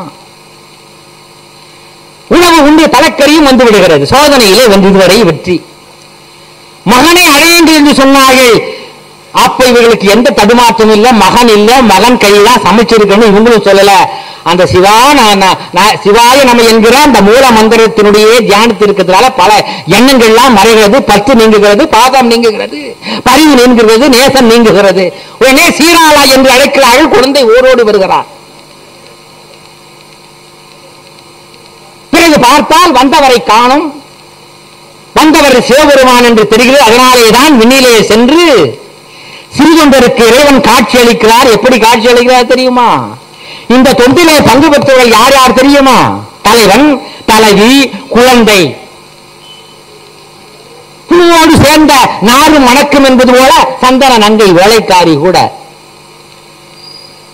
அதனாலேதான் இறைவன் உமையவளோடு மட்டுமல்ல, தன் மகன் அழகு தெய்வமாக இருக்கிற முருகனோடு, வேல் தாங்கிய முருகனோடு, முருகனுடைய கையிலே இருக்கிற வேலை கொடுத்தவள் உமையவளாக இருக்கிற சக்தி, பருத்த முக சிறுத்த இட வெளுத்த நகை கருத்த கோல் சிவத்த இட தரச்சிறு விடிக்க நிகராகும் பணக்கை முக படக்கரட மதத்தவள கசக்கடவுள் பதத்திருடு கணத்து முறை தெரிக்க வரமாகும் பசித்தமுது தமிழ் பலகை இருக்கும் ஒரு கவிப்புலவன் இசைக்குறுகி வழக்குகையை இடித்து வழி காணும் பசித்தலகை முசித்தெழுது உரைப்படுதல் ஒழித்து ஆளுநர் உரத்து உதிர நிலை தசைகள் புசிக்க வர மேலும் என்று வெற்றி வேலை தாங்கிய முருகனோடு சிவன் விண்ணிலே காட்சியளிக்கிறான் என்று சொன்னால், இடர்கள் முழுதும் ஜவன் அருளாய் எரிவேலை பஞ்சு எனமாயும் என்று சொல்லுகிற அந்த தத்துவத்தின் சால நிலையாக இறைவன் அங்கே காட்சி அளிக்கிறான். இது ஒரு அடியவருடைய வரலாறு. அன்பர்களை, இன்னும் 15 நிமிடத்தில் இருவரை நான் சொல்லியாக வேண்டும். திருநீலகண்டர் அவருடைய மண்பாண்டம் செய்கிற குடும்பத்திலே பிறந்தவர், சிறந்த சிவ தொண்டர். அவருடைய பணி என்ன தெரியுமா? மண்பாண்டம் செய்து விட்டல். ஆனால் இறைவனுடைய திருவோடு இருக்கிறதையா, அது இலவசமாக எல்லோருக்கும் செய்து கொடுக்கிற மாபெரும். ஒரு நாளைக்கு திருவோடுகளை வெற்ற பிறகுதான் மற்றதை விற்கிற ஒரு தொண்டினை செய்தார் திருநீலகண்டர். இந்த திருநீலகண்டர் இறைவன் சோதிக்கிறார். நல்லொழுக்கமிக்க சிறந்த ஒழுகலாறுகளை உடைய சிவாய நமத்தை தினமும் சொல்லுகிற அந்த அருமையான அந்த திருநீலகண்டருக்கு ஒரு சோதனை வருகிறது. தன்னுடைய இல்லத்தரசை விடுத்து பொதுமகளிடத்திலே சென்று வருவதாக அந்த இல்லத்தரசியுடைய காதிலே கேட்கிறது. வீட்டின் உள்ளே நுழைகிற பொழுது திருநீலகண்டரை பார்த்து அந்த அம்மையார் சொல்லுகிறார்கள், என்னை தீண்டாதீர்கள், ஒழுக்கம் தவறி இருக்கிறீர்கள், நீங்கள் பண்பாட்டு நெறியை மாறி இருக்கிறீர்கள், அதனாலே என்னை தொடாதீர்கள் என்று சொல்லுகிறார்கள். மீண்டும் அவர் தொட வருகிறார். அப்பொழுது அந்த அம்மையார் சொல்லுகிறார்கள், தீண்டினால் திருநீலகண்டம், நீ வணங்குகிற தெய்வத்தின் மீது ஆணையாக சொல்லுகிறேன், நீ என்னை தீண்டக்கூடாது என்று, திருநீண்டினால் திருநீலகண்டம் என்று, இடரினும் தளரினும் ஜனதூரு நோய் தொடரினும் உன் கடல் தொழுவேன், கடல் தனில் அமுதோடு கலந்த நஞ்சி மிடத்தினில் அடக்கிய வேதியனாக இருக்கிற நீங்கள் என்னை தீண்டினால் திருநீலகண்டம் என்று சொல்லுகிறார்கள். இந்த சோதனை யாருக்கு வரும்? ஆக தீண்டாத போது இளமையை முழுமையானார்கள். இளமை என்கிற இன்பத்தை அவர்கள் வாழ்விலே இல்லை. இறைவன் எதோடு சோதிப்பது? மனித வாழ்க்கையினுடைய இளமை பருவத்திலா சோதனை நிகழ்த்துவது? ஒரு நாள் சிவனே வேடமா தாங்கி ஒரு அடியார் போல வந்து, என்னிடத்திலே ஒரு திருவோடு இருக்கிறது, இது புண்ணிய திருவோடு, பல மகிமை வாய்ந்தது, பல சிறப்புகள் வாய்ந்தது, இதை யாரிடத்தில் கொடுத்து பாதுகாக்கலாம் என்று ஒரு 10 நாளைக்கு நான் வெளியிலே செல்கிறேன். உன்னைத்தான் இந்த கிராமத்தில் இருக்கிறவர்கள் சொன்னார், நல்ல சிவனடியார், உண்மைக்கு உண்மையானவர், தன்னம்பிக்கை உடையவர், அதனாலே இந்த சிவவோட்டை 10 நாளைக்கு நீங்கள் பாதுகாத்து தர வேண்டும் என்று வந்தவர் சொல்லுகிறார். பாதுகாத்து தருவதாக இவரும் சொல்கிறார். ஆனால் 10 நாட்கள் கழித்து அவர் திருவோட்டை வந்து கேட்கிற பொழுது இல்லத்திலே இருந்த திருவோடு காணாமல் போய்விட்டது. பதைக்கிறார், துடிக்கிறார், செய்வதறியாது விடிக்கிறார். இந்த படைத்தலும் துடித்தலும் செய்வதாயில் அறியாது துடித்தலும் இப்படியாக நிகழ்கிற பொழுது அந்த திருவோடு கிடைக்கவில்லையே என்று வருது. அதற்கு அப்படியானால் நீங்கள் வந்து நீயும் மனைவியும் வந்து இந்த குளத்திலேயே ஒரு காணவில்லை என்கிற ஒரு உண்மைத்தன்மையை நிரூபிக்கணும். இந்த குளத்திலே இருவரும் சேர்ந்து மூழ்கி உண்மைத்தன்மையை நிரூபிக்க வேண்டும் என்று சொல்கிறார்கள். எப்படி சேர்ந்து மூழ்குவது? கைபிடித்து மூழ்குவது. ஏற்கனவே தீண்டினால் திருநீலகண்டம் என்று இறைவனுடைய ஆணையை விடுத்திருக்கிறார்கள். எவ்வாறு கணவனும் மனைவியும் சேர்ந்து குளத்திலே மூழ்குவது, சத்தியம் செய்வது? ஊர் மன்றம் கூடுகிறது, பார்க்கிறார்கள். எல்லோரையும் வரவழைத்து விட்ட அந்த இறைவனுடைய மகிமை நுண்பான் நுழைகுலத்தினாலே, அறிவு சிரத்தினாலே, உண்மை தன்மையினாலே தன்னுடைய மனைவியினுடைய ஒரு குறிய கொம்பை கொண்டு வந்து மனைவியினுடைய ஒரு கொம்பினுடைய நுனி மனைவியை கைப்பற்ற, இன்னொரு அந்த நுனியிலே தான் கைப்பற்றி அந்த கொம்பை இரு முனைகளிலும் இருவரும் பிடித்துக் கொண்டு குளத்திலே மூழ்குகிறார்கள். இந்த அளவிற்கு இளமை காலத்தை முதுமை வரையிலே இளமையை அனுபவிக்காமல் இறைவனுக்காக, இறை தொண்டிற்காக, இறை ஞானத்திற்காக செய்த பெருமை. அதனாலேதான் மாது சொன்ன சூளுரை இளமை துறக்க வல்லே நல்லன். பட்டினத்தார் எவ்வளவு உணர்ந்து பார்க்கிறார். பொத்தப்பின் ஒரு நாடு, அங்க வேடுவ குலம். வேடுவ குலத்துல ஒரு குழந்தை பிறந்தது. பிறக்கும் போது தின்னு இருந்தது. அதனால அவங்க தின்னு பேர் வச்சு வளர்த்தாங்க. என்ன தொழில்? வேடுவ குலத்துல குழந்தை பிறந்தா காட்டிலே சென்று வேட்டையாடி மிருகங்களினுடைய நினத்தசைகளை புசித்து வாழ்கிற ஒரு குடும்பம். அப்படிப்பட்ட அந்த வேடுவ குலத்திலே தின்னி என்று தின்னாக இருந்த அந்த தின்னனார் தோன்றினார். தின்னனார் தோன்றது மட்டுமல்ல, சுருக்கமாக சொல்லி நிறைவு செய்கிறேன், காலம் இல்லை. தினமும் வேட்டையாட செல்வது வழக்கம். நாணனோடும் காடனோடும் வேட்டையாட செல்கிறார் இந்த தின்னன். வேட்டையாடுகிற பொழுது காலத்தி மலையில குடுமி தேவர் இறைவன் நல்ல பன்றியை வேட்டையாடி சுவைத்து உட்கார்ந்து இருக்கிற பொழுது நாணனும் காடனும் பார்க்கிறார்கள். தின்னனை காணவில்லை. பார்த்தால் அந்த மலையிலே தன்னை அறியாமலேயே சென்று இறைவனை வழிபடுகிறார். தன்னை அறியாமலேயே இறைவனை வணங்குகிற வழிபடுகிற நிலை. அப்பொழுது முறைப்படி சிவகோசரி என்கிற அந்தனர் இறைவனை வாசனை திரவியங்களாலே அலங்கரித்து மலர் சூடி நைவேத்திய நித்திய கட்டளைகள் எல்லாம் செய்து கம கம கம என்று மணமணக்கிறது. பின்னன் அங்கே செல்லுகிறார், பார்க்கிறார். இந்த வழிமுறைகளை பார்த்து என்ன இது இறைவனுடைய திருமேனியை அசிங்கப்படுத்தி இருக்கிறது, இது என்ன ஒரு நாற்றம் வருகிறது என்று சொல்லி எல்லாவற்றையும் அப்புறப்படுத்தி மலையிலிருந்து கீழே இறங்கி இவர் பூசனை செய்ய ஆரம்பிக்கிறார். என்ன தெரியுமா செய்யறாரு? திடமான கொழுத்த பன்றி, அது நோஞ்சாம் பன்றியா இருக்கக்கூடாது, அதை இறைவனுக்கு படைக்கூடாது. கொழுத்த நெல்ல கொடுப்பேறிய பன்றிய அப்படியே அடிச்சு அதை அரைச்சு எடுத்துட்டு வந்து அதை அறிந்து அந்த கறியை என்ன பண்றாருன்னா தீக்கடை கோல்னு பேர், ஒரு சின்ன இரும்பு கம்பி, அந்த இரும்பு கம்பியில அந்த பன்றியினுடைய இறைச்சியை குத்தி அப்படியே எரியும் ஜுவாலை, அந்த ஜுவாலையில தீயில காட்டுறாரு. சரி, தீயில காட்டுறாரு, ஏன்னா சுவையா சமைச்சு இறைவனுக்கு கொடுக்கணுமா. தீயில காட்டி அதை ஒண்ணுத்தை எடுத்து வாயில போடுவார். நல்லா இருந்ததுன்னா ஒரு தேக்கு தொன்னை, தேக்கு இலையில ஒரு தென்னை நல்லா இருந்ததுன்னா அந்த தொன்னையில அந்த கறியை வைப்பார்.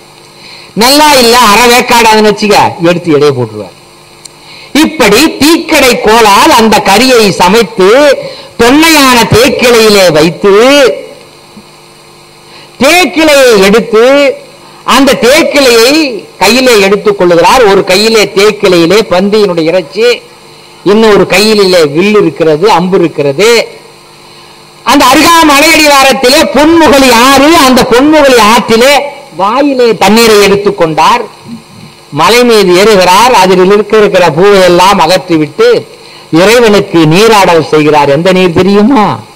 பொன்முகலியில ஆற்றிலே தன் வாயிலே கொடுத்து வந்த நீரை இறைவனுடைய திருமேனியிலே ஊற்றுகிறார். நாம என்ன நினைப்போம்? எச்சில் செய்கிறார்களே என்று ஏளனமாக நினைப்போம். இதற்கு பின்னாடி ஒரு காரணம் இருக்கிறது, சொல்ல வருகிறேன். பிறகு தேக்கிளையிலே கொண்டு வந்த இறைச்சியை இறைவா நீ உண்ண வேண்டும் என்று வாயருகே கொண்டு செல்லுகிறார். மறுநாள் காலையிலே முறைப்படி சிவ ஆகம முறைப்படி வந்து சிவகோசரி என்ற அந்தனர் வந்து பார்க்கிறார். ஆகா, என்னவோ ஏதோ தீங்கு நேர்ந்துவிட்டது, எங்கேயோ படி நேர்ந்து விட்டது, எங்கேயோ இது போன்ற அசிங்கம் பண்ணி வச்சிருக்கிறதே, இவரை அப்புறப்படுத்த வேண்டும் என்று அப்புறப்படுத்தி 1000 குடங்கள் நீர் விட்டு நீராட்டி இறைவனை சுத்தப்படுத்தி மீண்டும் பூமாலை சூடி இறைவனை அலங்கரித்து செல்லுகிறார். மீண்டும் வருகிறார். கண்ணப்பன் மீண்டும் இவ்வாறு செய்கிறார். உடனே இறைவன் சிவகோசரி என்று சொல்லப்படுகிற அந்தனுடைய கனவிலே தோன்றி, நீ ஆண்டுதோறும் நாள்தோறும் காலம் கடந்து எனக்கு பூஜை செய்கிறாய், ஆனால் வேடுவ குலத்திலே பிறந்த கண்ணப்பன் எந்த அளவுக்கு உன்னை அன்போடு பூஜை செய்கிறான் என்று மறைந்திருந்து பார். அவனுடைய செயலாம் எனக்கு இனியனவாம் என்றும் அவனுடைய வடிவெலாம் எமை அறியும் அறிவென்றும் அவனுடைய செயலாம் எனக்கு இனியனவாம் என்றும் அறிவாய் நீ என்று கனவிலே சிவகோசர அந்தரனுடைய கனவிலே தோன்றி இறைவன் ஆணை பிறப்பித்ததனாலே நாளை காலை சென்று அந்த ஆலயத்தின் ஒரு பகுதியிலே மறைந்து நின்று பார். மீண்டும் பன்றி கறி இலையோடு இறைச்சியோடு வந்து பூசனை செய்து இறைவனை ஆனந்த கூத்தாடி வணங்குகிறான் திண்ணன். பார்த்தால் இறைவனுடைய வலது கண்ணிலே குருதி ரத்தம் வழிகிறது. எப்பொழுதுமே நமக்கு அன்புக்குரியவர்கள் அடிபட்டால் துடித்து விடுவோம், உறவினர்கள் அடிபட்டால் துடித்து விடுவோம். பொதுவாகவே யாராயிருந்தாலும் என்ன, நன்மை செய்கிற அந்த உதவி செய்கிற உள்ளம் இருப்பவர்கள் யாராக இருந்தாலும் முகவரி தெரியாதவர்கள் கூட தன்னை பருகிற பொழுது நாம் முகம் மாறி விடுகிறோம். திண்ணன் பார்க்கிறான், ஆகா சிவகோசரி சிவகோசரி அந்த ஆலயத்திலே மறைந்திருக்கிறார். கொண்டு வந்த இறைச்சியை இறைவனுடைய திருவாயிலே ஊட்டுகிறார். தலைமுடியில வலது கண்ணிலே குருதி வருகிற பொழுது அழுகிறார். மன நிம்மதி இல்லை, துடிக்கிறார். ஆஹா, இறைவனுடைய திருக்கண்ணிலே குருதி வருகிறதே, ரத்தம் வருகிறதே, ஐயோ, இந்த பிணியனை போக்குகிற மருந்து என்னிடத்தில் இல்லையே, நான் என்ன செய்வேன் என்று அலறி துடிக்கிறார். அப்பொழுதுதான் ஒரு ஞான உதயமாகிறது. மலையிலிருந்து மூலிகைகளை எல்லாம் எடுத்து வந்து பிடிந்து இறைவனுடைய குருதி வடிகிற வலது கண்ணிலே அந்த மூலிகை மருந்தினை விடுகிறார். ஆனால் குருதி நிற்கிறதா என்றால் நிற்கவில்லை. உடனே என்ன செய்கிறார்? ஊனுக்கு ஊன் என்கிற அந்த உன்னதமான நுண்மான் நுழைவுள்ள அறிவு யாருக்கு கிடைக்கிறது? வேடவ குலத்திலே பிறந்த கண்ணப்பனுக்கு இருக்கிறது. ஒரு பிறந்த நற்குடியிலே பிறந்தவனுக்கு நல்ல ஞானமும் பக்தியும் அறிவும் இருப்பது சிறப்பு அல்ல. ஆனால் விலங்குகளை வேட்டையாடி உண்ணுகிற குலத்தோருடைய திண்ணன் என்கின்றவனுக்கு இந்த ஊருக்கு ஊன் என்கிற அந்த சிறப்பு ஞானம் உதிக்கிறது. அதனாலே சற்றும் யோசிக்காமல், தன் கண் புண்படுமே என்று நினைக்காமல், தன்னறியாமலேயே தன்னுடைய அம்பினாலே வலது கண்ணை பிடித்து அதை எடுத்து இறைவனுடைய வலது கண்ணிலே அப்புகிறார். என்ன அதிசயம்! குருதி நின்று விடுகிறது, ரத்தம் நின்று விடுகிறது. ஆனந்த கூத்தாடுகிறார். ஆஹா, 5 நாள் தொண்டிலே இது 6வது நாள் நடக்கிறது. ரொம்ப வருட கணக்கிலே தொண்டு இல்லை. மீண்டும் சிறிது நிதானித்து பார்த்தால் இடது கண்ணிலேயும் குருதி வருகிறது. இடது கண்ணிலேயும் குருதி வருகிற பொழுது இப்போது அவர் பயம் கொள்ளவில்லை, மனம் வருத்தப்படுவதில்லை. என்ன தெரியுமா? எனக்கு இன்னொரு கண் இருக்கிறதே என்று நினைத்து இடது கண்ணையும் பெயர்த்து எடுப்பதற்காக இங்கு ஒரு சிந்திக்கணும். இடது கண்ணை பெயர்த்து எடுத்து விட்டால் இவர் செய்கிற செயல் ஒழுங்கா நடக்குமா? அதனாலே தன்னுடைய மிதியடி செருப்பு அணிந்த காலினாலே குருதி வருகிற அந்த இடக்கண்ணை அடையாளம் காட்டி, காலை தூக்கி இறைவனுடைய திருமேனியிலே அந்த இடது கண்ணை அடையாளம் காட்டி தன்னுடைய இடது கண்ணை தம் அன்பினாலே குத்த முற்படுகிறார். யாருக்கு இந்த புண்ணியம் செய்கிற இந்த செயல் யாருக்கு கிடைக்கும்? தனக்கு 2 கண்களும் போக போகிறதே என்று சிறிதும் தயங்காமல் இறைவனுடைய 2 கண்களிலும் குருதி வருகிற பொழுது வலக்கண்ணை மருத்துவம் செய்தவர் இடக்கண்ணுக்காகவும் தன் இடக்கண்ணை பெயர்த்தெடுக்கிறார்.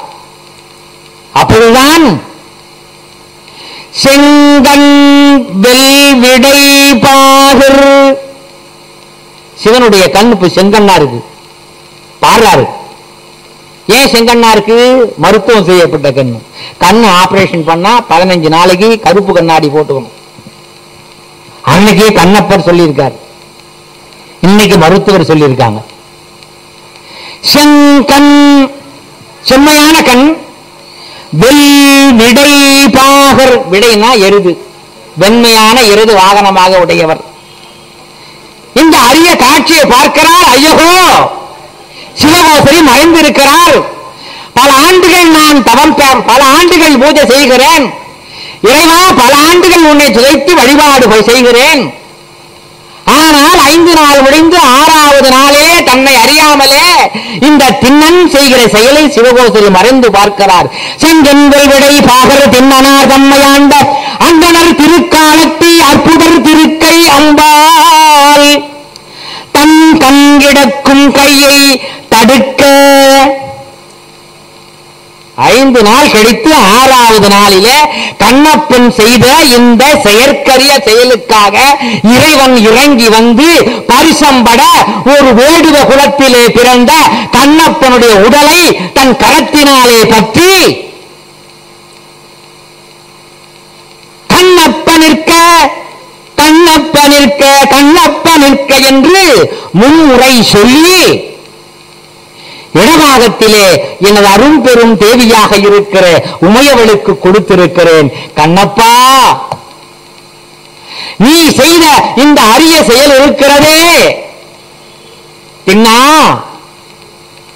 இதற்கு கைமாறு என்ன இருக்கிறது, இருக்க முடியாது என்று கருதி இறைவன் ஒரு வேடுவனுக்காக குத்துவதும் வெட்டுவதும் கொலை செய்வதும் இந்த குடும்பத்திலே பிறந்த ஒரு குழந்தையினுடைய அன்பு மேலிட்டினாலே, அதனாலேதான் அன்பனும் வலைக்குள் படும் பரம்பொருள் இறைவனை அடைய வேண்டும் என்று சொன்னால் அன்பாக வலையை வீசு.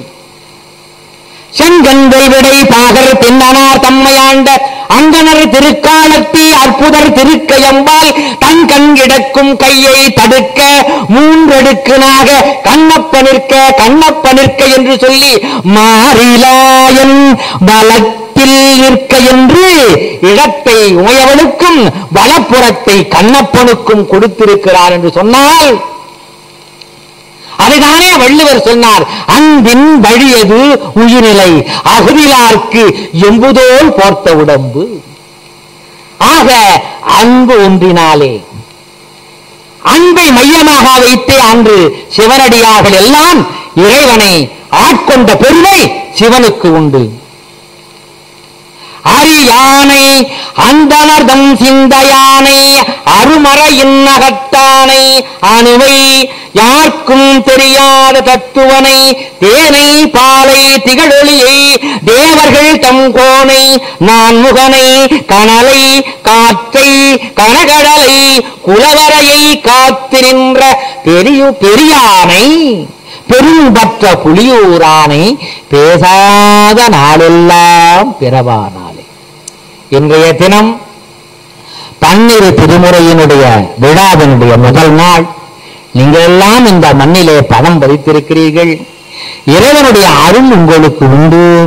நீங்கள் வேண்டினாலும் வேண்டாவிட்டாலும் இறைவனை தொடுவதற்காக நீங்கள் வந்தீர்கள் அல்லவா, அதுவே உங்கள் அறியாமல் வந்திருக்கிறீர்கள். அதுதான் மணிவாசக பெருமான் சொல்வார், சிவன் அவன் என் சிந்தையில் உள்ளதனால் அவன் அருளாலே அவன் தாள் வணங்கி, இறைவனை வணங்குவதற்கு கூட இறைவனுடைய அருள் நமக்கு தேவை என்பதை மிக தெளிவாக சொல்லுகிறார் இந்த மன்றத்திலே. சொல்லி ஒரே ஒரு செய்தியை மட்டும் சொல்லி நான் நிறைவு செய்கிறேன்.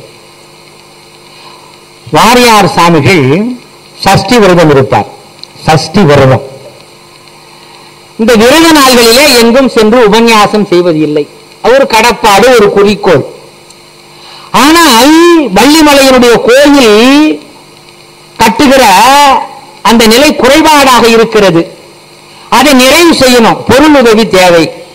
அதனாலே வந்து கேட்டவரிடத்திலே சொல்லுகிறார், சஷ்டி விரதமாயிருந்தாலும் பரவாயில்லை, உங்களுடைய உபன்யாசத்திற்கு நான் வருகிறேன், உங்களுடைய பொருள் நிதி தேவைப்படுகிறது என்று ஒத்துக்கொள்கிறார். ஒரு பெரிய பண்ணை முதலாளி அந்த ஒரு வீட்டிலே தங்கி மறுநாள் புறப்பட வேண்டும். அந்த காலத்தில் நீண்ட நாள் தூரம் செல்ல வேண்டும் என்று சொன்னால் ஒரு நாள் ஒரு இடத்திலே தங்கணும். ஒரு பண்ணை முதலாளி வீட்டில் தங்கினார். இரவு உண்டா, பாலும் பழமும் தான் சாப்பிட்டாரு. காலையில எழுந்து உபன்யாசத்துக்காக போகணும். உடனே அந்த பண்ணையாரின் இடத்துல சொன்னார், விரதம் முடிக்கணும்னா நீங்க பழம் தான் சாப்பிடுவீங்க, அதனால என் பண்ணையால் உனக்கு பணியால் இருக்கிறானே, அந்த பணியால் உங்களுக்கு தேவையானதை செய்து கொடுப்பான் என்று சொல்லுகிறார்கள். அந்த பணியாளை பார்த்து நம்முடைய வாரியார் சாமிகள் சொல்லுகிறார், 2 ஆப்பிள் பழம் தோலை சீவி வைப்பா, அது மட்டும் எனக்கு போதும் என்றாரு. நான் போகும்போது தொடர் வண்டியிலே சாப்பிட்டுக்கிறேன்னு சொன்னாரு. உடனே ஆப்பிள் பழம் தோல் சீவி வச்சிருக்கிறாங்க. அதை மூட்டை கொண்டு வந்து வாரியார் சாமி எடுத்து கொடுக்குறாங்க. உபன்யாசத்துக்காக போற வழியில தொடர் வண்டியில அந்த பணியால் கொடுத்த அந்த உணவு பொட்டலத்தை பிரித்து பார்க்கிறார். பிரித்து பார்க்கிற பொழுது ஐயோ, வெறும் ஆப்பிள் பழ தோல் மட்டுமே இருக்கிறது, பழம் இல்லை. அப்பொழுது நினைக்கிறார், யான் கொண்ட விரதம், நான் சஷ்டி விரதம் இருக்கிற பொழுது எதையும் உண்பது இல்லை, பால் மட்டுமே அருந்துவேன் என்கிற கடப்பாடு எனக்கு இருந்தது.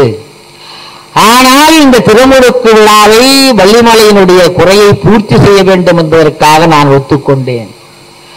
ஆனால் இன்று நான் இட்ட அந்த பணியால் நேரடியாக பொருள் எடுத்து, நான் ஆப்பிள் பழ தோலை சீவி வை என்று சொன்னால் ஆப்பிள் பழத்தை விடுத்து ஆப்பிள் பழ தோலை மட்டும் சீவி வைத்து விட்டான். ஆகா, இந்த பணியாளரிடத்திலே அந்த எஜமான் என்ன பாடுபடுகிறானோ என்று நினைத்து இந்த மாதிரியான செய்திகளை மிகவும் எளிமை. ஐயோ, இறைவன் என்னை விரதத்தை நீட்டி வைத்த உன்னுடைய கருணை கடல், உன்னை மறக்க முடியாது என்று சொல்லி பல நிலைகளிலே இறைவனை பற்றி பேசுகிற அடியார்களுடைய வரலாற்றை சொல்வதுதான் சேக்கிழார் எழுதிய பெரிய புராணம் என்று உங்களிடத்திலே முன்வைத்து ஒரு அருமையான ஒரு வாய்ப்பினை இந்த மன்றம் நமக்கு கொடுத்தது என்று, இது குரு ஸ்தலம் என்பதனாலே ஒரு சிறு செய்தியை நான் சொல்ல முற்படுகிறேன். அன்பு நண்பர்களே, தோஷம் என்று மனித வாழ்க்கையிலே பல நிலைகளிலே இறைவனை தீபமேற்றி வழிபடுகிற பழக்கம் நம்முடைய சமுதாயத்திலே மலிந்து விட்டது.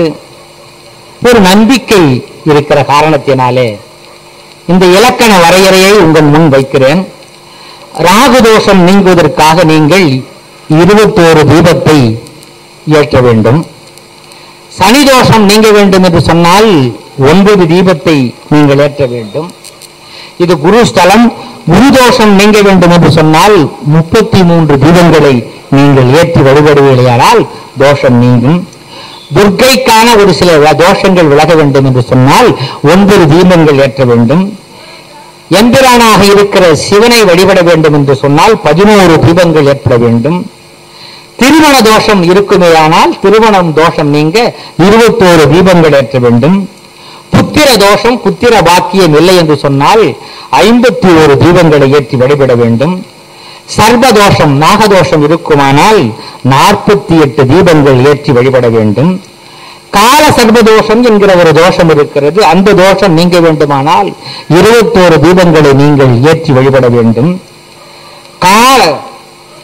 கலஸ்தர தோஷம் என்று ஒன்று இருக்கிறது, மாங்கல்ய தோஷம். அந்த மாங்கல்ய தோஷம் விலக வேண்டும் என்று சொன்னால் 108 தீபங்களை நீங்கள் ஏற்றி வழிபட வேண்டும் என்று இந்த நேரத்திலே நான் சொல்லிக்கொண்டு, மனிதர்களுக்கு மட்டுமல்ல, இறைவன் தாயாகி தாங்குகிற நிலை மனிதர்களுக்கு மட்டுமல்ல, எறும்பு என்று சொல்லப்படுகிற 80,000 ஜீவராட்சிகளையும் இறைவன் ஆட்கொண்டான்.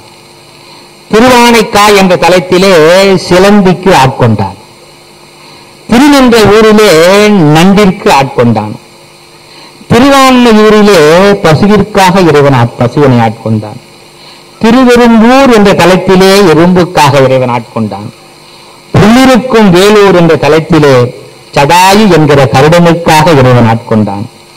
மதுரையிலே ஒரு குருவி, கரிக்குருவியை ஆட்கொண்டான். ஆக இல்லங்களிலே அது மட்டுமல்ல, இல்லங்களிலே இருக்கிறவர்கள் அன்னதானத்தை, தானங்களிலே சிறந்தது அன்னதானம். அருகாமையில் இருக்கிற வள்ளலார் மன்றத்திலே தினமும் அன்னதானம் நடக்கிறது. சிவாலயத்திலே அன்னதானம் நடக்கிறது. இதனுடைய நோக்கம் இதிலே என்ன என்றால் ஆத்ம திருப்தி. பசி என்பது வயிற்றிலே ஏற்படுகிற ஒரு நோய். அவ்வை மூதாட்டி, தமிழ் மூதாட்டி ஒரு செய்தியை சொன்னார்கள். ஏ வயிறே, ஒரு நாள் உணவை ஒழி என்றால் ஒழியார். இன்றைக்கு எனக்கு உணவு கிடைக்கல வயிறே, இன்றைக்கு ஒரு நாளைக்கு பொறுத்துக்க மாட்டேங்கிற. சரி, இன்றைக்கு எனக்கு உணவு அதிகமாக கிடைத்திருக்கிறது, 2 அல்லது 3 நாட்களுக்கு உணவு கிடைக்கிறது. அதனாலே இந்த 2 நாள் கிடைக்கிற உணவை நீ வச்சுக்கோ. நாளைக்கு உணவு கிடைக்கலனா உணவு கேட்காத. 2 நாளைக்கு 7 என்றால் 7ஆய். ஒரு நாளும் என்னோடு அறியாய் இடும் வைகூர் என் வயிறே, உன்னோடு வாழ்தல் அரிது. ஒரு நாள் உணவை ஒளி என்றால் ஒளியா, 2 நாளைக்கு 7 என்றால் என்னாய், ஒரு நாளும் என்னோடு அறியாய் இடும்பைகூர் என் வயிறே, உன்னோடு வாழ்தல் அரிது. உன்னோடு வாழ்வது அரிது. இந்த அன்னதானம் என்பது பசி. பசி என்பது ஒரு கொடிய நோய். பசி எடுக்கிற பொழுது அதிக பசியினாலே நம்முடைய உடல், நம்முடைய ஆவி படுகிற துயரம் என்ன தெரியுமா? ஒரு சித்தர் அளந்து சொல்லியிருக்கிறார். பசி என்பது சாதாரணமானதல்ல. பசி எடுத்தவுடன் புசித்திடல் வேண்டும். இன்றைக்கு உண்ணாவிரதம் என்ற நிலையெல்லாம் விரதம் இருக்கிறார்கள். இறைவனை வேண்டிக் கொண்டு விரதம் இருக்கிறார்கள். இறைவனை நினைந்து நினைந்து விரதம் இருக்கிறார்கள். தன் பசி பிணியை பசிப்பிணி போக்குவதற்காக பசியால் துடிக்கிற மக்கள் இருக்கிறார்கள். அதனாலே நாக்கு நீர் உலர்ந்து போகுமா? அதிக பசி வந்து விட்டால் அதனுடைய அறிகுறி என்ன தெரியுமா? நாக்கு எப்பொழுதுமே நீர் பசையா இருக்கும். நாக்கு நீர் பசையா இருக்கும். நாக்கு நீர் உலர்ந்து போகிறது, மெய் உடம்பு கருகுகிறது, நாக்கு கோருகிறது, மல வழி வெதும்புகிறது, உரோமம் விரிக்கின்றது, பற்கள் தளிர்கின்றது, ரத்தம் சுவருகின்றது, சுக்கிலம் வரழுகின்றது, எலும்பு நோகின்றது, நரம்பு வலிக்கின்றது, வயிறு பகீர் பகீர் என்று தீகிறது, மனது தளர்கிறது, நினைவு கெடுகிறது, சித்தம் கலங்குகிறது, அகங்காரம் குறுகுகிறது, பிறகிருதி சுரங்குகிறது, கடவுள் நினைவு மறைகிறது. இத்தாரணிக்குள் மனது இத்தாய் முளைத்தெழுந்து கேவி கிடந்து மடி மீதி தவந்தடிகள் தத்தாதனத்ததன இட்டே தெருத்தெளியில் ஓடி திரிந்து நவ கோடி பிரபந்தகளை இச்சீர் பயற்று வயதெட்டோடு எட்டு வர வாழ குணங்கள் வயல் கோல பெரும்பைகள் உறவாகி இக்காசரத்து மதனுக்கே இழைத்து வெகுவாக கிளம்பவகை பாடி புகழ்ந்து பல திக்கோடு திக்கு வர மட்டோடு மிக்க பொருள் சேர்த்துவனை மிக துயர்ந்து கிடந்த மனித உடலில் ஏற்படுகிற அவஸ்தைகளும் இன்னல்களும் ஏராளம். அதனாலே சிவாய நமத்தை சொல்லுங்கள். சிவாய நம என்று சொன்னால் மனதிலே இருக்கிற தீமைகளையெல்லாம் அகன்று, அதனாலேதான் அகத்தே கருத்து புறத்தே வெளுத்திருந்த மனிதரை சகத்தே திருத்துவதற்காக தோன்றினாள் வள்ளலார் அவர்கள்.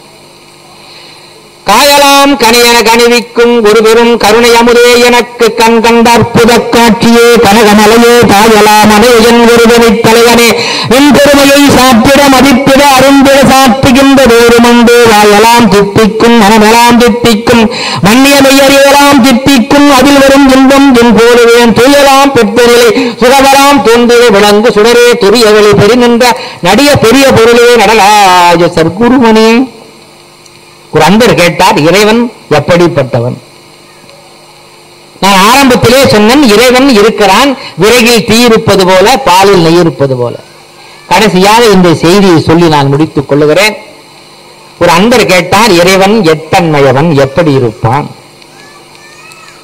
வள்ளலார் ஒரு அன்பர் கேட்டார். அது வள்ளலார் சொன்னாரு, நீ சுவைத்து உண்கிற பழங்கள் 3 பழம். என்ன பழம்? மா, பலா, வாழை. இது யாருன்னா கொடுத்தா வேணாம்னு சொல்லுவாங்களா? யாரும் சொல்ல மாட்டேன். இனிப்பு, அந்த இனிப்பு வகையெல்லாம் ஒன்றாக திரட்டுகிறார். ஒரு பக்குவம்.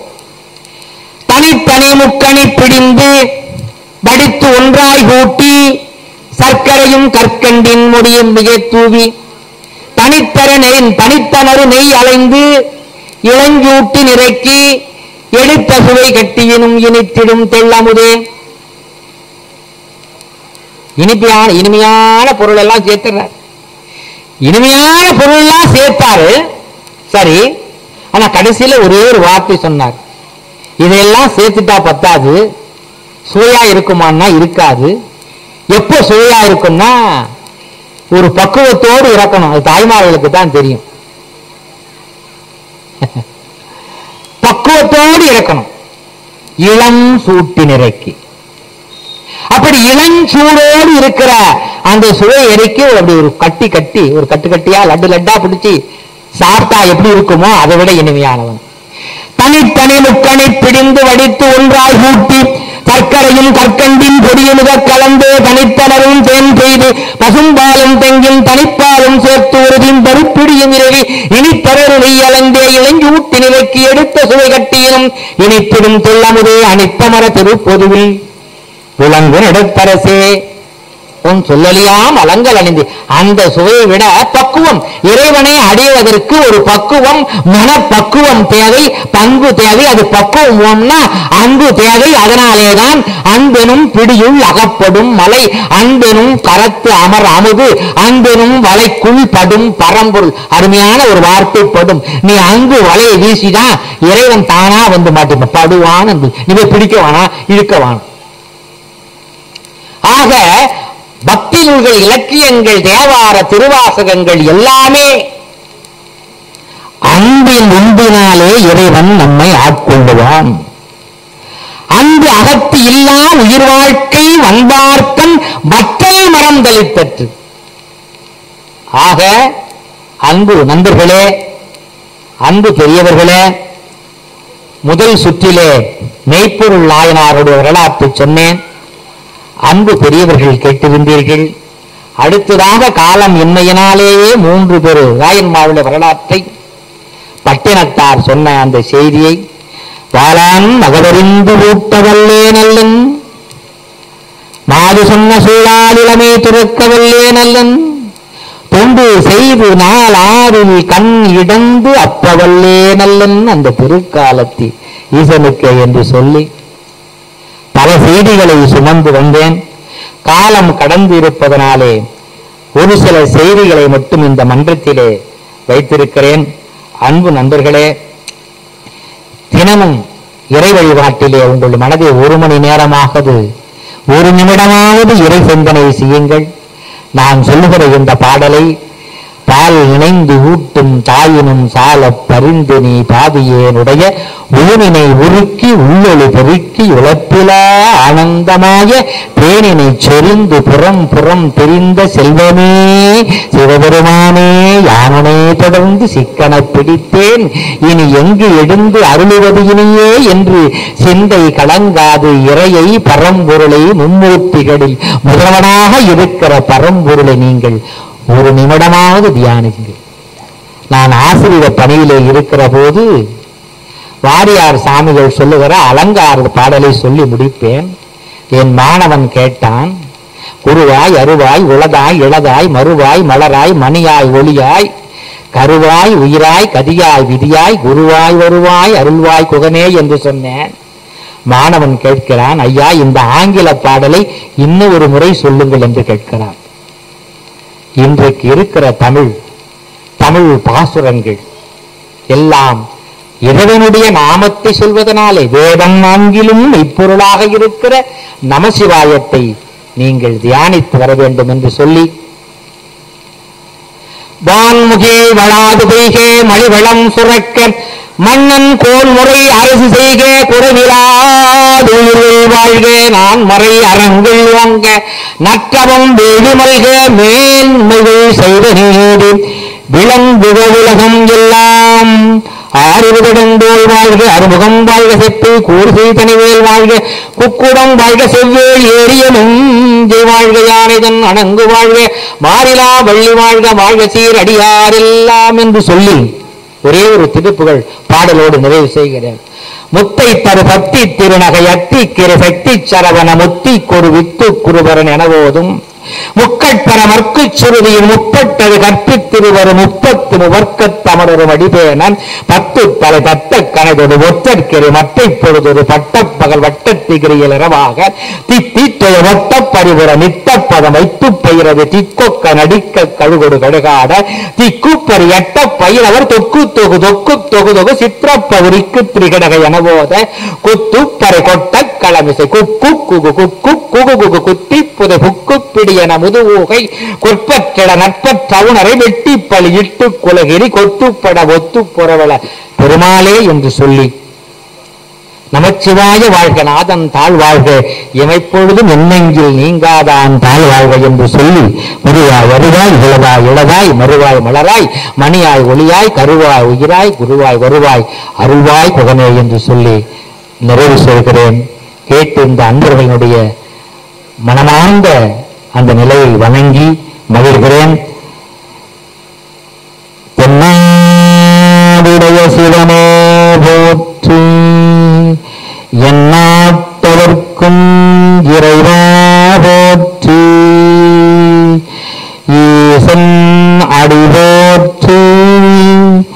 எந்தை அடிபோற்றி நேயத்தே ஆண்ட நிமலனடி போற்றி மாயப் பிறப்பருக்கும் மன்னன் அடி போற்றி சிவனவன் சிந்தையில் உள்ளதனால் அவன் அருளாலே அவன் தாழ் வணங்கி சிந்தை மகிழும் சிவபுராணம் தன்னை இன்றைக்கு சொல்ல வாய்ப்பளித்த சிவனை நினைந்து வணங்கி இடம் சார்கிறேன். நன்றி, வணக்கம்.